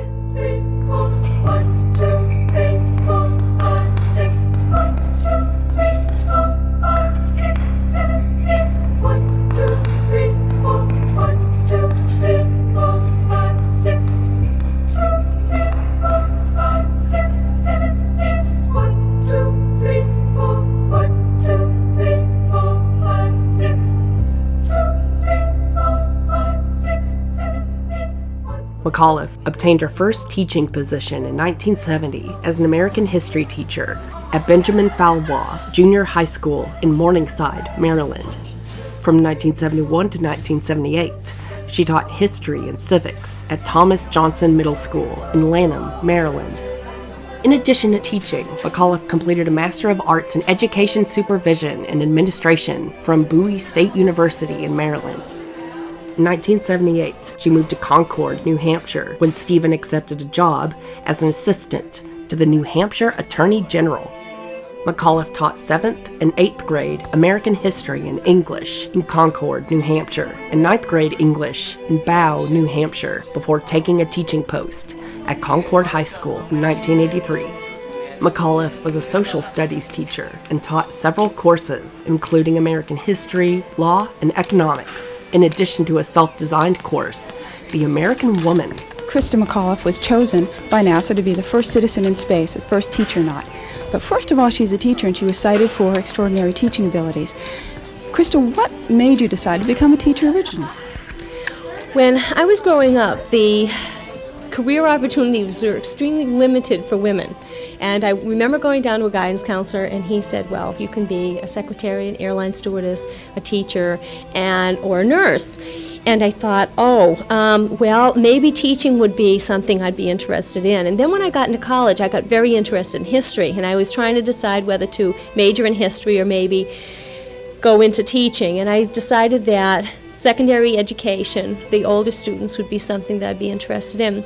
It wasn't until I was teaching for my 3rd year that I decided that this is where I wanted to stay, though. Taking field trips and bringing in speakers were an important part of her teaching techniques.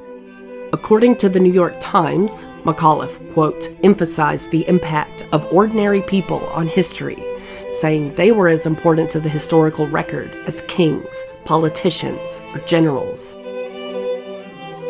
In 1984, President Ronald Reagan announced the Teacher in Space project, and McAuliffe learned about NASA's efforts to find the first civilian and educator to fly into space. NASA wanted to find a, quote, ordinary person, unquote, a gifted teacher who could communicate with students while in orbit. McAuliffe became one of more than 11,000 applicants. I cannot join the space program and restart my life as an astronaut, but this opportunity to connect my abilities as an educator with my interests in history and space is a unique opportunity to fulfill my early fantasies. I will never give up. Krista McAuliffe, 1985. Up-close videographer Tony Venti has put together some video we hope will help you and us remember Krista McAuliffe at her enthusiastic best, and not the few seconds of fire that took her away. And liftoff of the 25th Space Shuttle mission, and it has cleared the tower. Pieces of ice tumble off as the coldest Space Shuttle launch ever gets underway. Challenger seems to shake herself free of the ice and goes. All 5 rocket engines burning well. The first teacher, Krista McAuliffe, on her way to space with 6 other astronauts on board. I am so excited to be here. I thought it was an emotional experience when I was picked. That was nothing compared to this night. It's super. I am so excited. It's wonderful.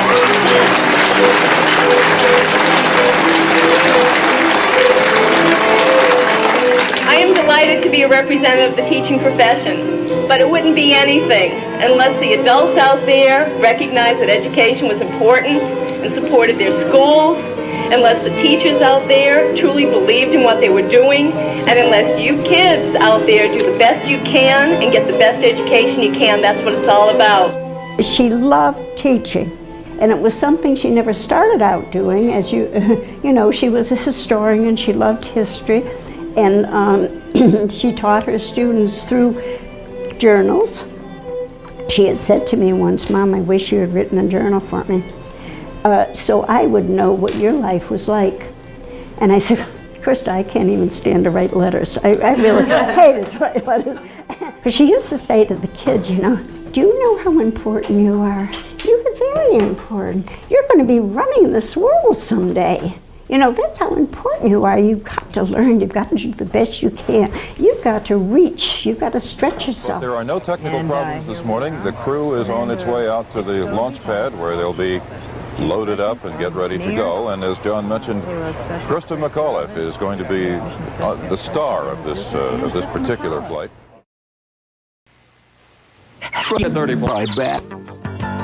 Wardrobe is unmanaged. Interesting. Top of your head. Between the two of them. Looking at the world as a unit, the people I'm sure who went to the moon because they were able to see the whole world as this globe, came back with a much better perspective of why we all should work together, because we are pretty fragile when you look at the whole universe. So maybe as more and more people get out and get that perspective, things are going to change.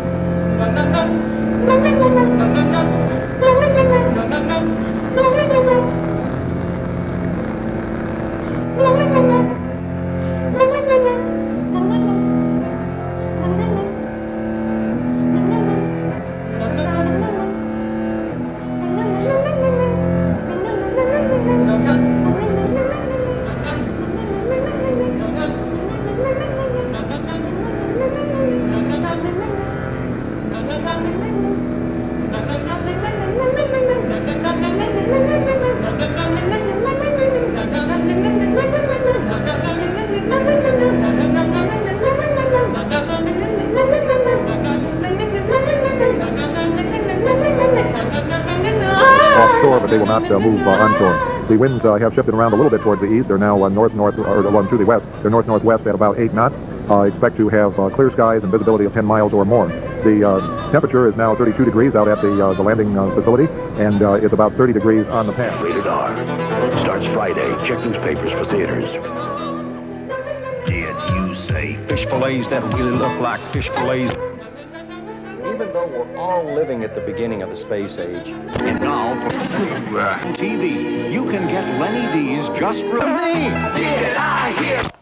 anyone who can... That launch.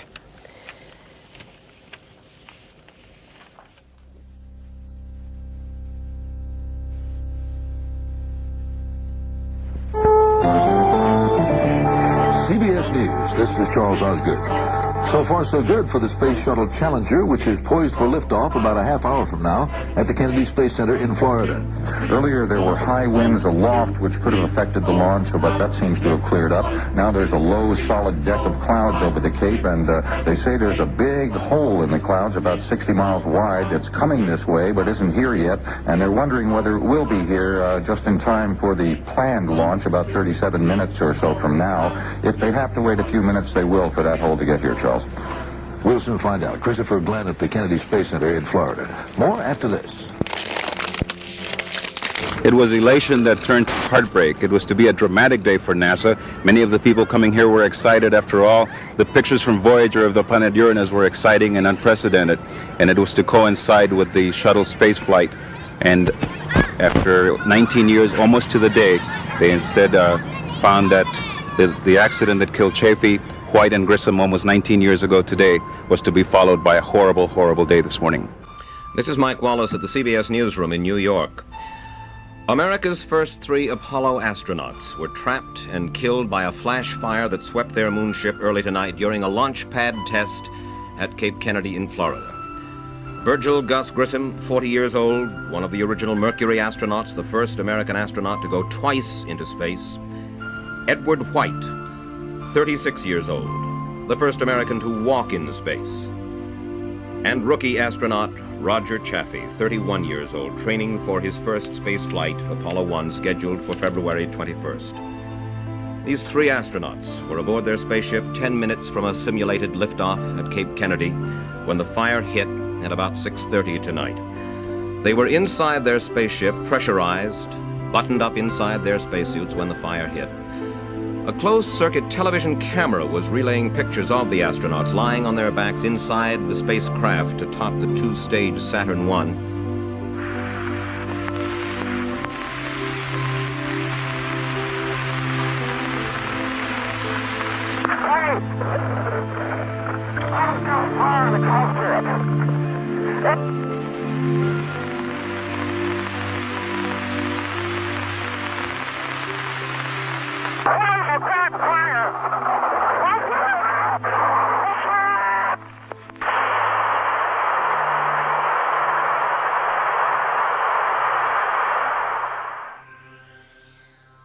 NASA hoped that sending a teacher into space would increase public interest in the space shuttle program and also demonstrate the reliability of spaceflight at a time when the agency was under continuous pressure to find financial support. President Reagan said it would also remind Americans of the important role that teachers in education serve in our country. The Council of Chief State School Officers, a nonprofit organization of public officials in education, was chosen by NASA to coordinate the selection process. Out of the initial applicant pool, 114 semifinalists were nominated by state, territorial, and agency review panels. McAuliffe was one of 2 teachers nominated by the state of New Hampshire. The semifinalists were gathered in Washington, D.C. from June 22nd to 27th, 1985, for a conference on space education and to meet with the review panel that would select the 10 finalists. On July 1st, 1985, McAuliffe was announced as one of the 10 finalists, and on July 7th, she traveled to Johnson Space Center for a week of thorough medical examinations and briefings about space flight. The finalists were interviewed by an evaluation committee composed of senior NASA officials, and the committee made recommendations to NASA Administrator James M. Beggs for the primary and backup candidates for the Teacher in Space project. On July 19, 1985, Vice President George H.W. Bush announced that McAuliffe had been selected for the position. Another teacher, Barbara Morgan, served as her backup. According to Mark Travis of the Concord Monitor, it was McAuliffe's manner that set her apart from other candidates. Well, it was reported on the national news media last night that the city of Concord was throwing a parade for Christa McAuliffe, and that, of course, is not the truth. She is joining the Lions Club and helping to celebrate the parade here, but this parade was scheduled long before Krista McAuliffe applied for the space program. Look at her with the thumbs up. There Yep. it is. She is getting a nice round of applause from a big crowd here. We're at School Street and Main Street telecasting for Channel 12. I would assume that those are the two young McAuliffe children with her. We're going to take this time out here as we watch America's first teacher astronaut pass by the Channel 12 cameras. And we'll be back right after this time out. NASA official Alan Ladwig said, quote, "She had an infectious enthusiasm," unquote. And NASA psychiatrist Terrence McGuire told New Woman magazine that, quote, "She was the most broad-based, best balanced person of the 10, unquote. Later that year, McAuliffe and Morgan each took a year-long leave of absence from teaching in order to train for a space shuttle mission in early 1986. NASA paid both their salaries. Well, ain't that nice? Hey, if you're used to working with small children, you shouldn't have any trouble with us, so. I'm used to working with 11th and 12th graders, but you're right. While not a member of the NASA Astronaut Corps, McAuliffe was to be part of the STS-51L crew and would conduct experiments and teach lessons from space.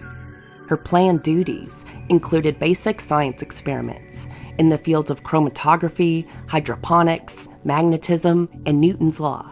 She was also planning to conduct 2 15-minute classes from space, including a tour of the spacecraft called The Ultimate Field Trip, and a lesson about the benefits of space travel called Where We've Been, Where We're Going, Why. Challenger, Houston, we have good Teachers TV. Go ahead with the lesson, Krista. Okay. Good morning. This is Krista McAuliffe, live from the Challenger, and I'm going to be taking you through a field trip. I'm going to start out introducing you to 2 very important members of the crew.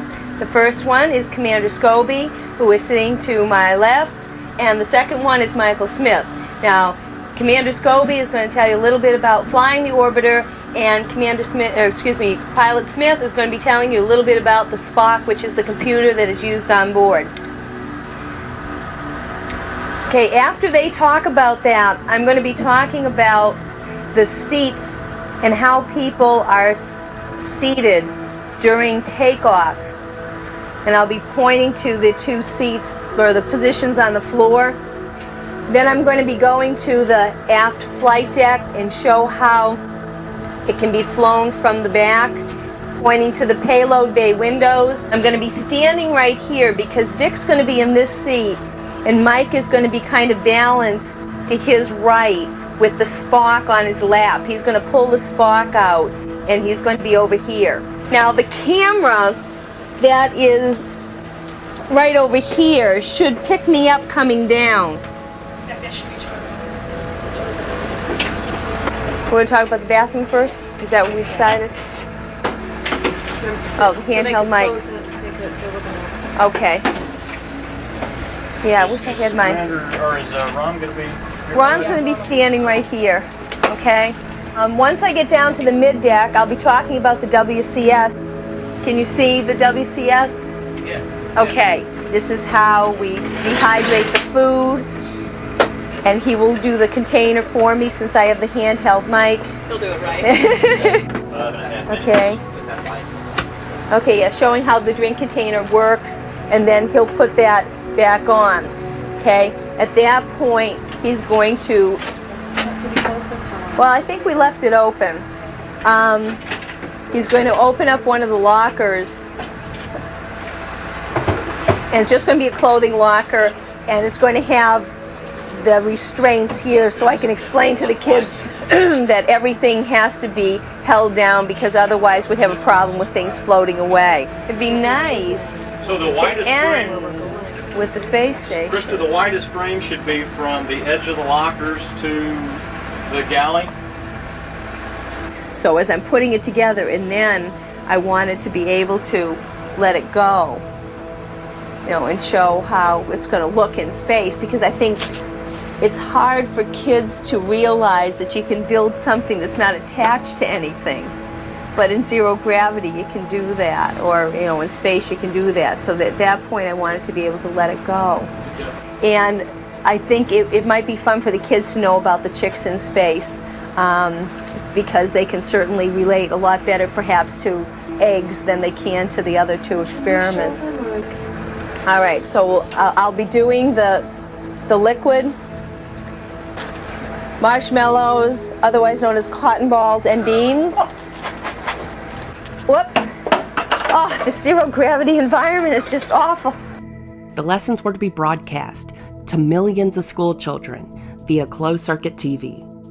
To record her thoughts, McAuliffe intended to keep a personal journal, like a, quote, woman of the Conestoga wagons, pioneering the West, unquote.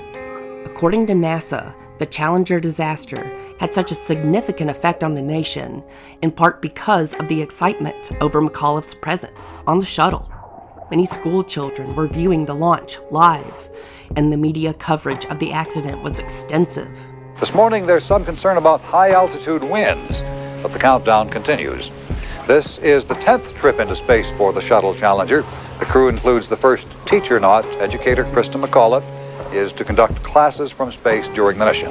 CNN will carry the launch live whenever. Liftoff is set for 9:37 a.m. Eastern Time. That's 6:37 on the West Coast. Evidently has a stripped screw that is stuck, and they're going to have to drill it out. They've also had some problems with the micro switches around the hatch not sealing properly. They opened it several times. One crew member from the closeout team went inside and worked on the hatch at that point, and they are now drilling out the handle. The handle is only used on the ground, and they will have to take that handle off and put the insulation on before they can fly. They are at T-minus 9 minutes and holding now, holding for a break in the weather. It is a scheduled 10-minute hold, but they're hoping that the problems with the weather will clear up, and they are also hoping that they can get this handle off to allow them, hopefully, to launch on time. A little earlier this morning, they paid homage to the teacher that is going into space. There you see the mortar board and one of the members of the closeout crew saluting the teacher, Krista McAuliffe, as she comes up to go inside Challenger for her trip to space. There you see her.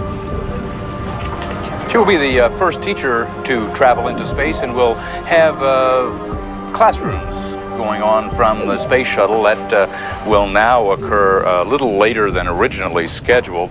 And but we are waiting now for the problems with the hatch to be cleared up. You can see the handle right on the right-hand side of the hatch that they're going to be using a drill. They have all the equipment up there, but it's simply a matter of taking that handle off and removing the closeout crew. Normally these people would be, the screw is stripped on a handle that is supposed to come out before the space shuttle can take off. They have to put some insulation on that door you see there. They're waiting now for a drill and the proper bits to drill the screw off the handle so they can remove the handle and go ahead and put the insulation on. They estimate that they may be 25 minutes to 1 hour in doing that work.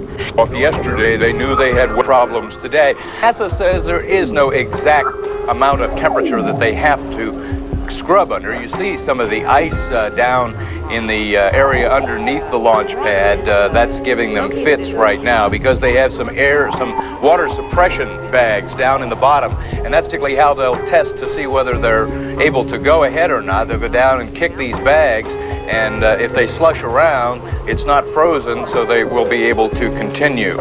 The computer problem that caused them to move the fueling back by 1 hour was because of the cold temperatures in the area. Here you see the crew just a few moments ago coming out of their crew quarters area for the second time in as many days.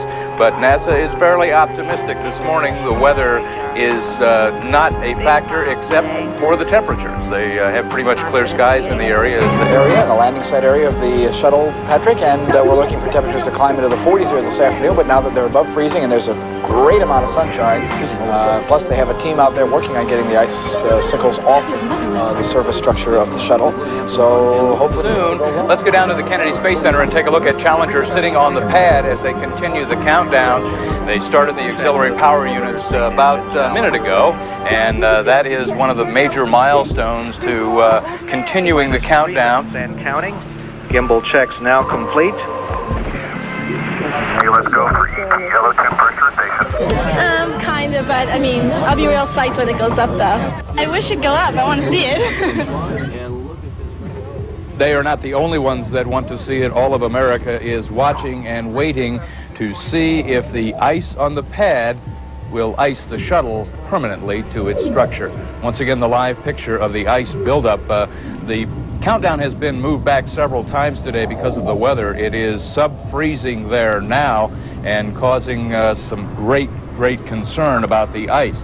If they do not go today, because they have already fueled the external tanks a second time, they fueled yesterday and again today, and if they are not able to get off today, it will be a 48-hour turnaround. They're going to knock off the 2-foot icicles that are on the pad.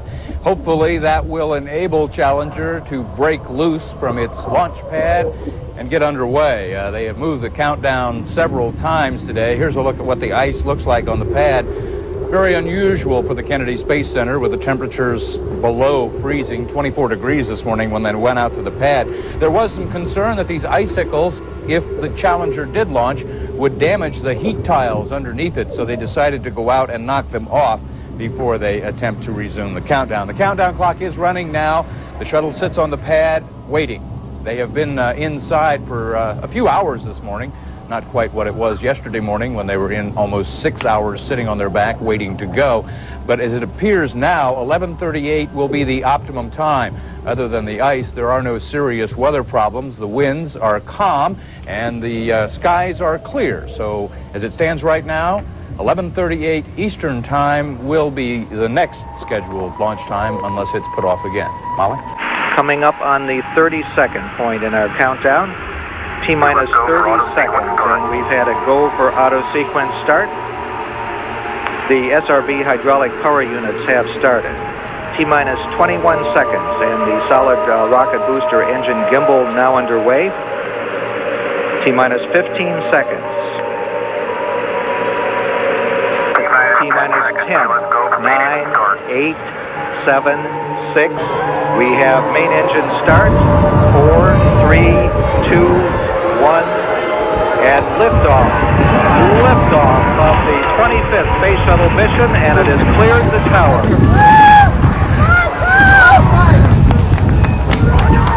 Bye, Krista, bye, crew! Challenger now heading downrange.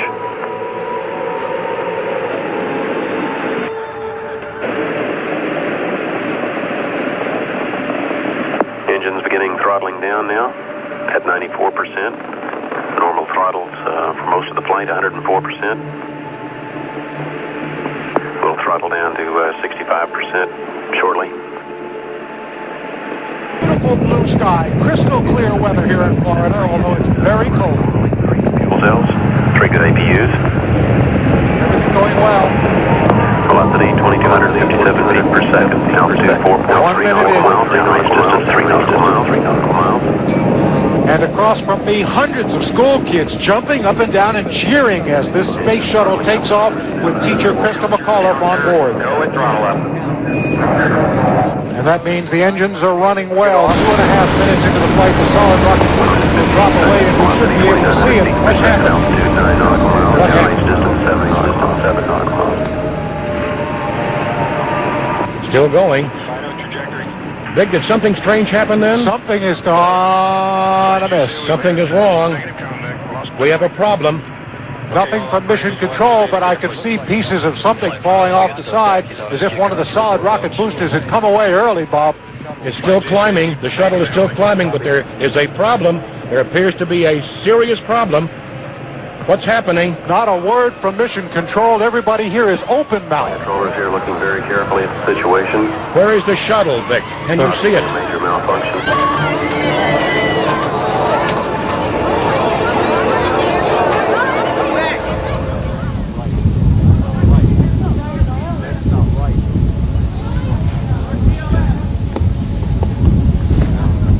So I get down.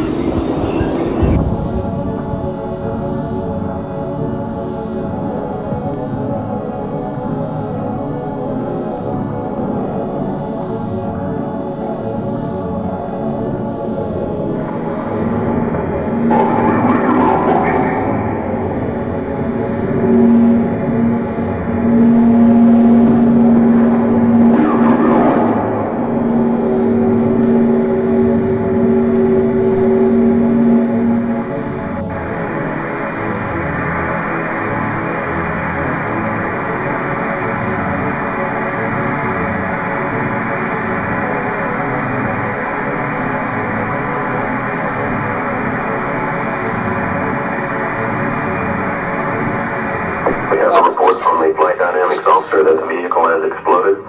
Flight director confirms that. We are looking at checking with the recovery forces to see what can be done at this point. Can we get the cameras?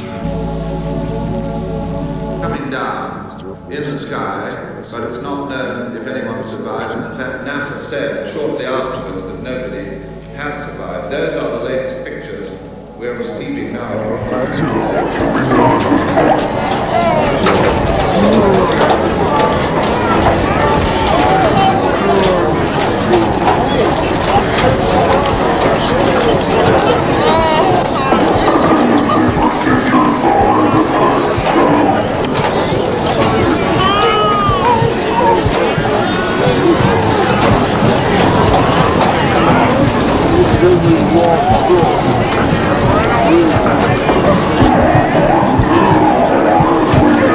Edward and Grace Corrigan.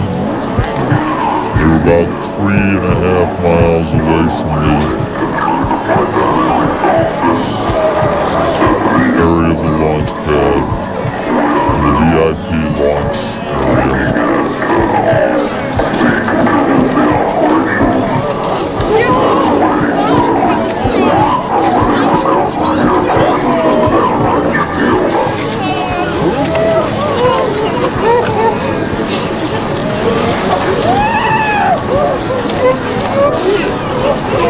Families of the astronauts normally in the grandstands.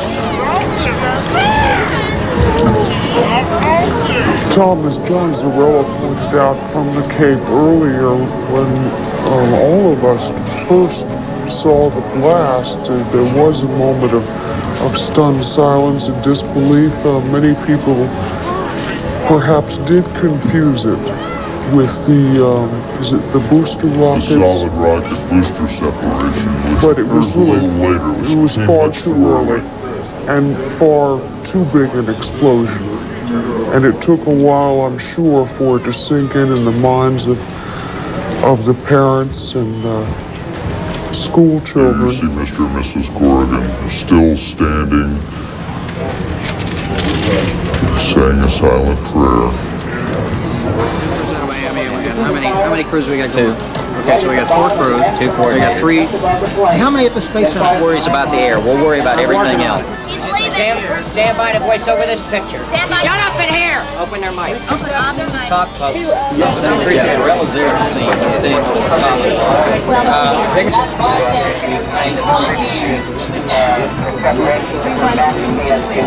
Can you get to the airport in time to just meet that plane and say, get back on the plane with tickets? Whoever isn't necessary right now, please move back into the picture. Graphics, I need pictures of the crew, please. We got 3. Exactly what is parachuting down. We're not clear that we know that C-130 was in the area and that medical personnel were dispatched by parachute down into the water to search for survivors. BZ truck. Okay, hired by WBZ. In right there. All right, there's no name on the truck. We don't know whose it is. Her parents watched it from the VIP site 3.5 miles from the launch pad, hugged each other and sobbed, watching the fireball. Let's get that in here. All right.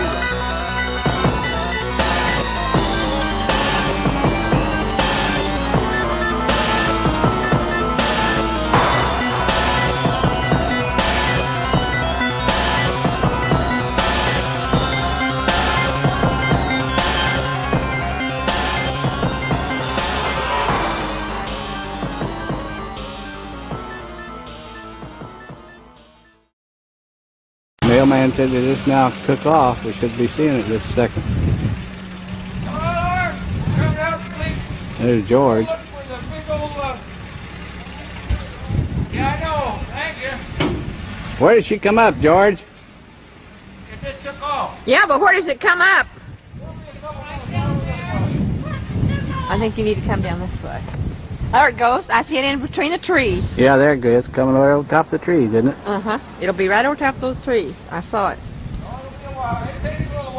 There she goes, George. There it goes. That's brighter than usual. Yeah, it is. Well, that's it. Yeah? Oh, yeah. Right over those trees.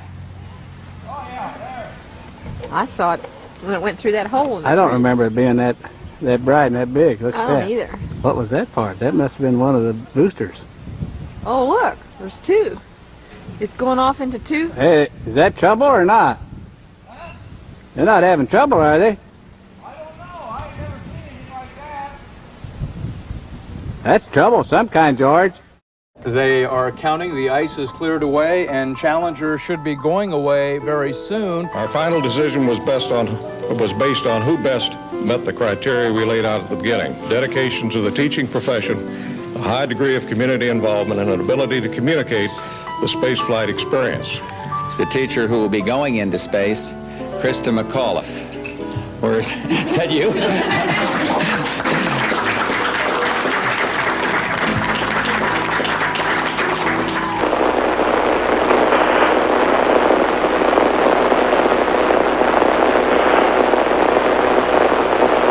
Fido trajectory. Okay, everybody, stay off the telephones.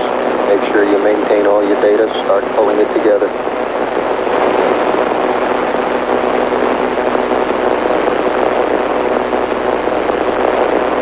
GC, we've had negative contact, lost downlink. Flight Fido. Go ahead. RSO reports vehicle exploded. Copy. Don't reconfigure your console.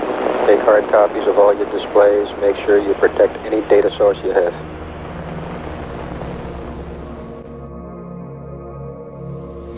Good morning, everyone. There appears to have been a very serious accident involving the Space Shuttle Challenger.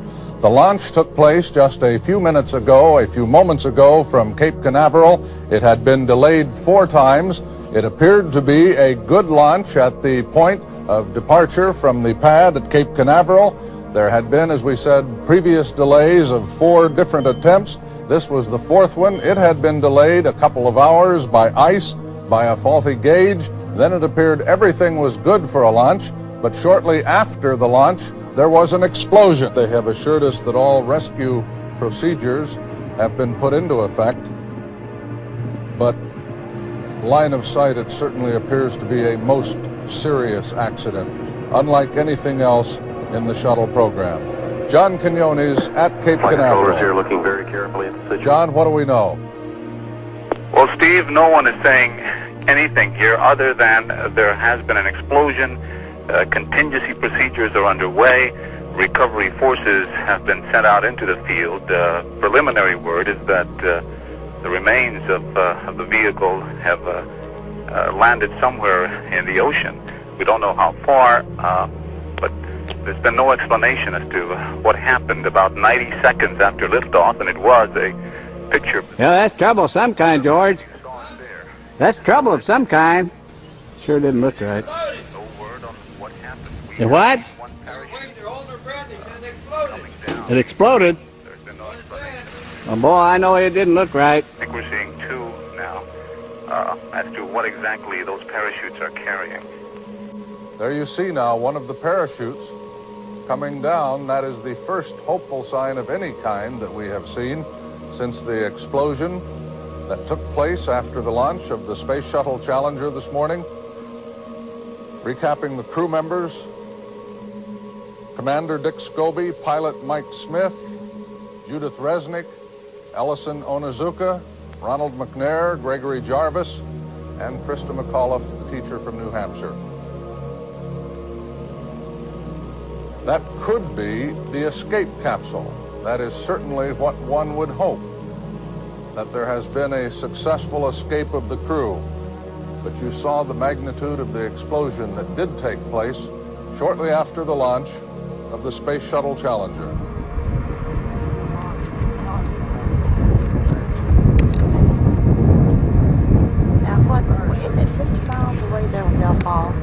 There's something falling there. Well, yeah, but don't they say 50 miles away out in the ocean? I can't remember.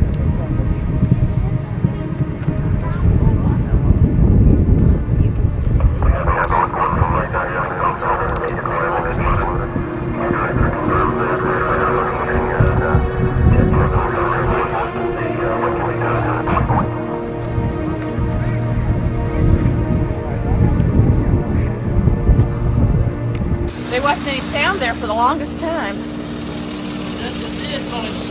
You can tell it. You can tell. Yeah, it went off into a Y.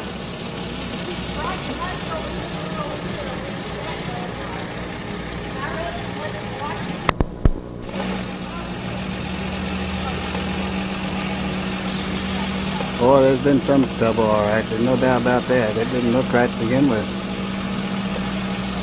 So that's sort of a historical moment we got here on tape, I guess. At least we hope we got it on tape.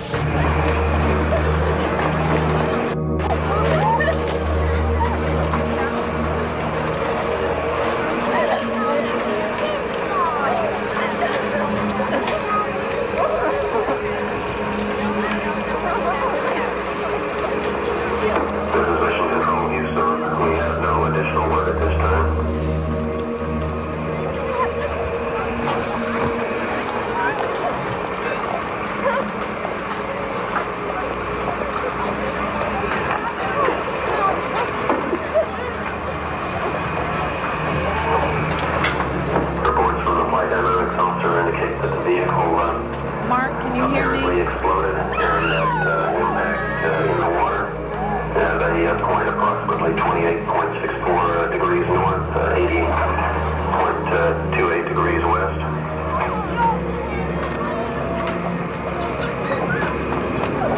We are awaiting verification from as to the location of the recovery forces in the field to see what may be possible at this point. Cecil Houston, the manager of the KC office of the Marshall Space Flight Center, set up a conference call on the evening of January 27th to discuss the safety of the launch.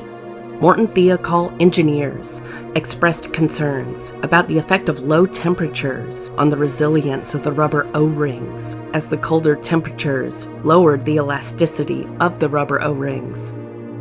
The engineers feared that the O-rings would not be extruded to form a seal at the time of launch. The engineers argued that they did not have enough data to determine whether the O-rings would seal at temperatures colder than 53 degrees Fahrenheit, 12 degrees Celsius, the coldest launch of the space shuttle to date.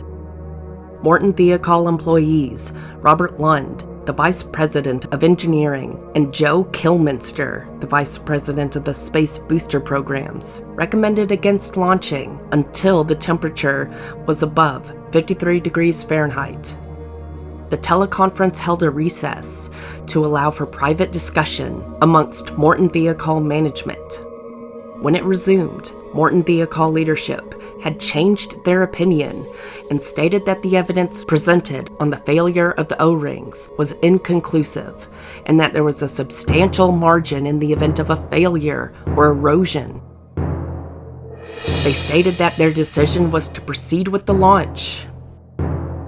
Morton Thiokol leadership submitted a recommendation for launch and the teleconference ended.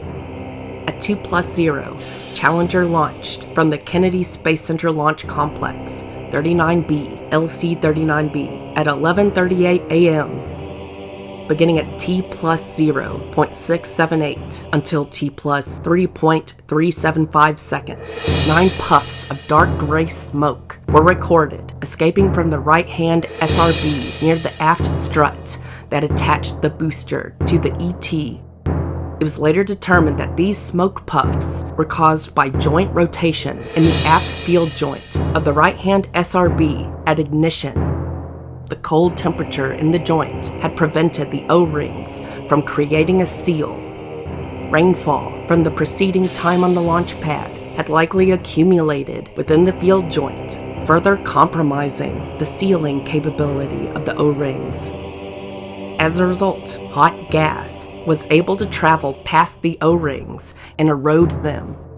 Molten aluminum oxides from the burned propellant resealed the joint and created a temporary barrier against further hot gas and flame escaping through the field joint. But looking at the tape, it does appear that it occurred at a time when Dick Scobie, the commander, pushed to maximum thrust. There was a physical event going on at that moment.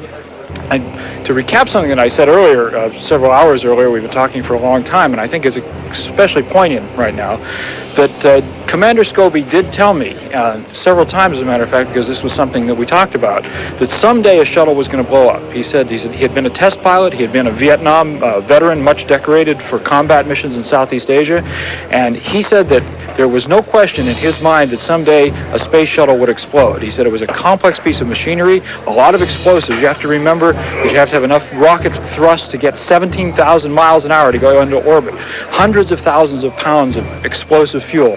And someday this complex piece of machinery was going to fail, just like inevitably, if you have enough airplane flights, one of those airplanes is going to crash. You plug continuing live coverage, the NASA news conference at 3:30 live, then get me into, there's been reaction from across the country, briefly some thoughts from people in New York, and you hit 2 sound bites and come out of the sound bites and get me into this. Hey, listen, I got a major problem. Whoever cut that tape of the reaction took all the guts out of it.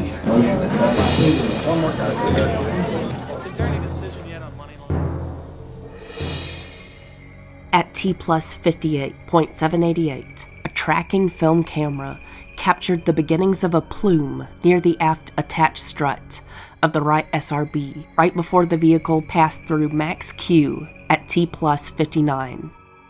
The high aerodynamic forces and wind shear likely broke the aluminum oxide seal that had replaced eroded O-rings, allowing the flame to burn through the joint.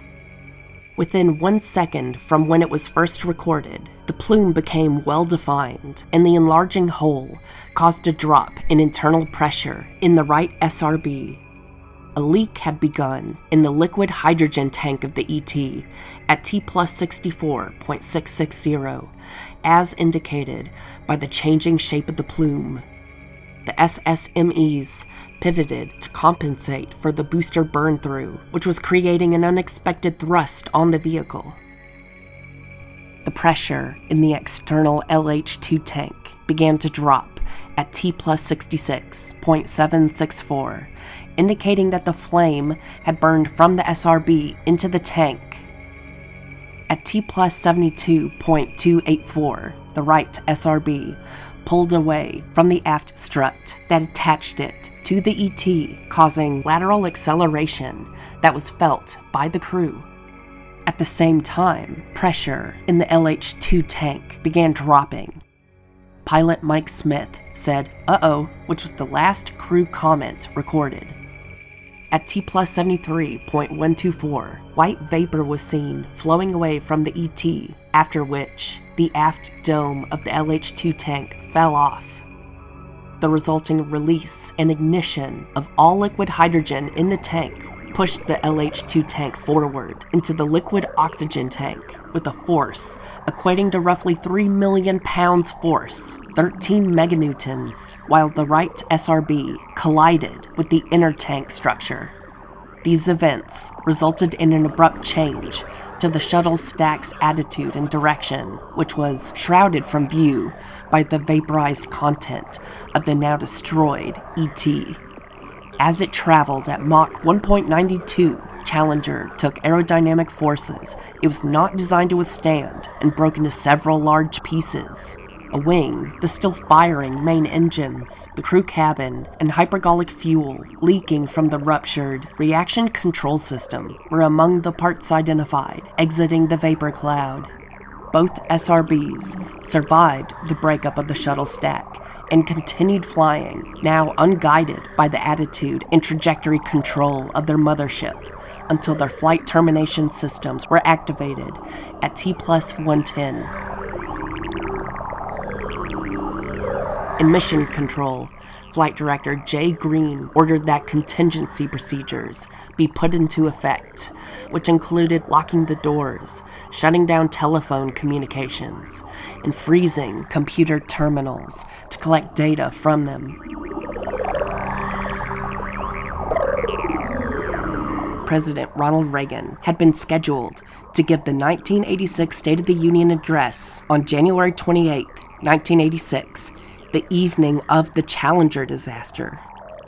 After a discussion with his aides, Reagan postponed the State of the Union and instead addressed the nation about the disaster from the Oval Office. Ladies and gentlemen, I'd planned to speak to you tonight to report on the State of the Union. But the events of earlier today have led me to change those plans. Today is a day for mourning and remembering. Nancy and I are pained to the core by the tragedy of the Shuttle Challenger. We know we share this pain with all of the people of our country. This is truly a national loss. 19 years ago, almost to the day, we lost 3 astronauts in a terrible accident on the ground. But we've never lost an astronaut in flight. We've never had a tragedy like this. And perhaps we've forgotten the courage it took for the crew of the shuttle. But they, the Challenger 7, were aware of the dangers, but overcame them and did their jobs brilliantly. We mourn 7 heroes: Michael Smith, Dick Scobie, Judith Resnick, Ronald McNair, Ellison Onizuka, Gregory Jarvis, and Krista McCullough. We mourn their loss as a nation together. The families of the 7, we cannot bear, as you do, the full impact of this tragedy. But we feel the loss, and we're thinking about you so very much.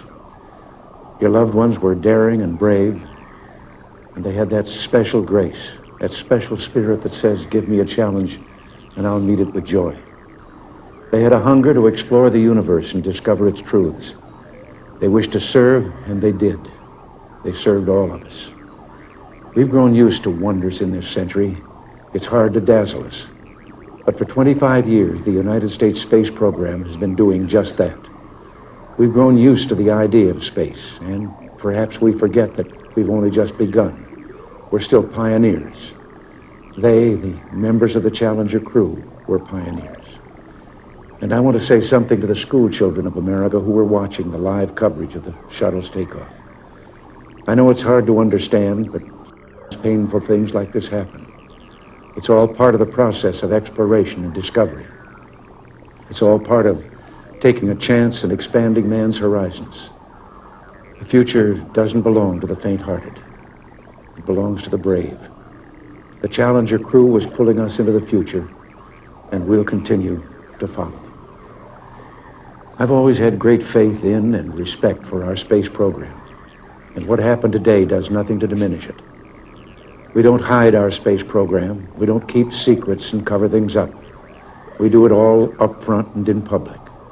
That's the way freedom is, and we wouldn't change it for a minute. We'll continue our quest in space. There will be more shuttle flights and more shuttle crews, and yes, more volunteers, more civilians, more teachers in space. Nothing ends here. Our hopes and our journeys continue. The crew of the Space Shuttle Challenger honored us for the manner in which they lived their lives. We will never forget them, nor the last time we saw them, this morning, as they prepared for their journey and waved goodbye, and slipped the surly bonds of earth to touch the face of God. Thank you.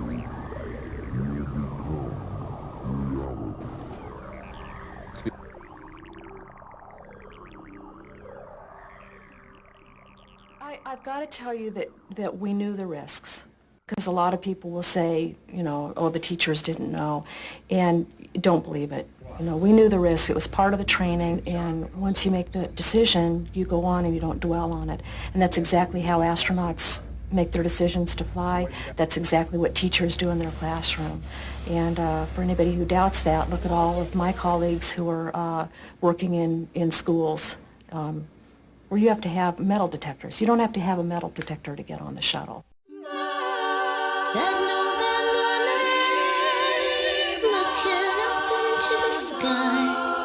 You said, hey, I wish that was me out there. It's the biggest rocket I could find, and it's holding the night in its arms.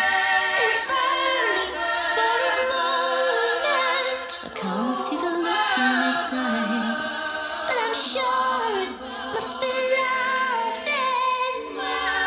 But it seemed to me the saddest thing I'd ever seen, and I thought you were crazy,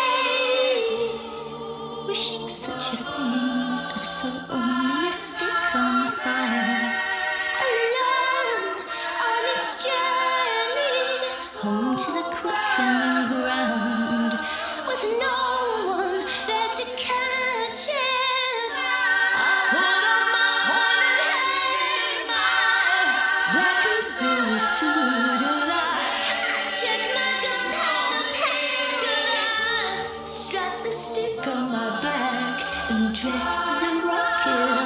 to the bridge. Nobody seems to save me.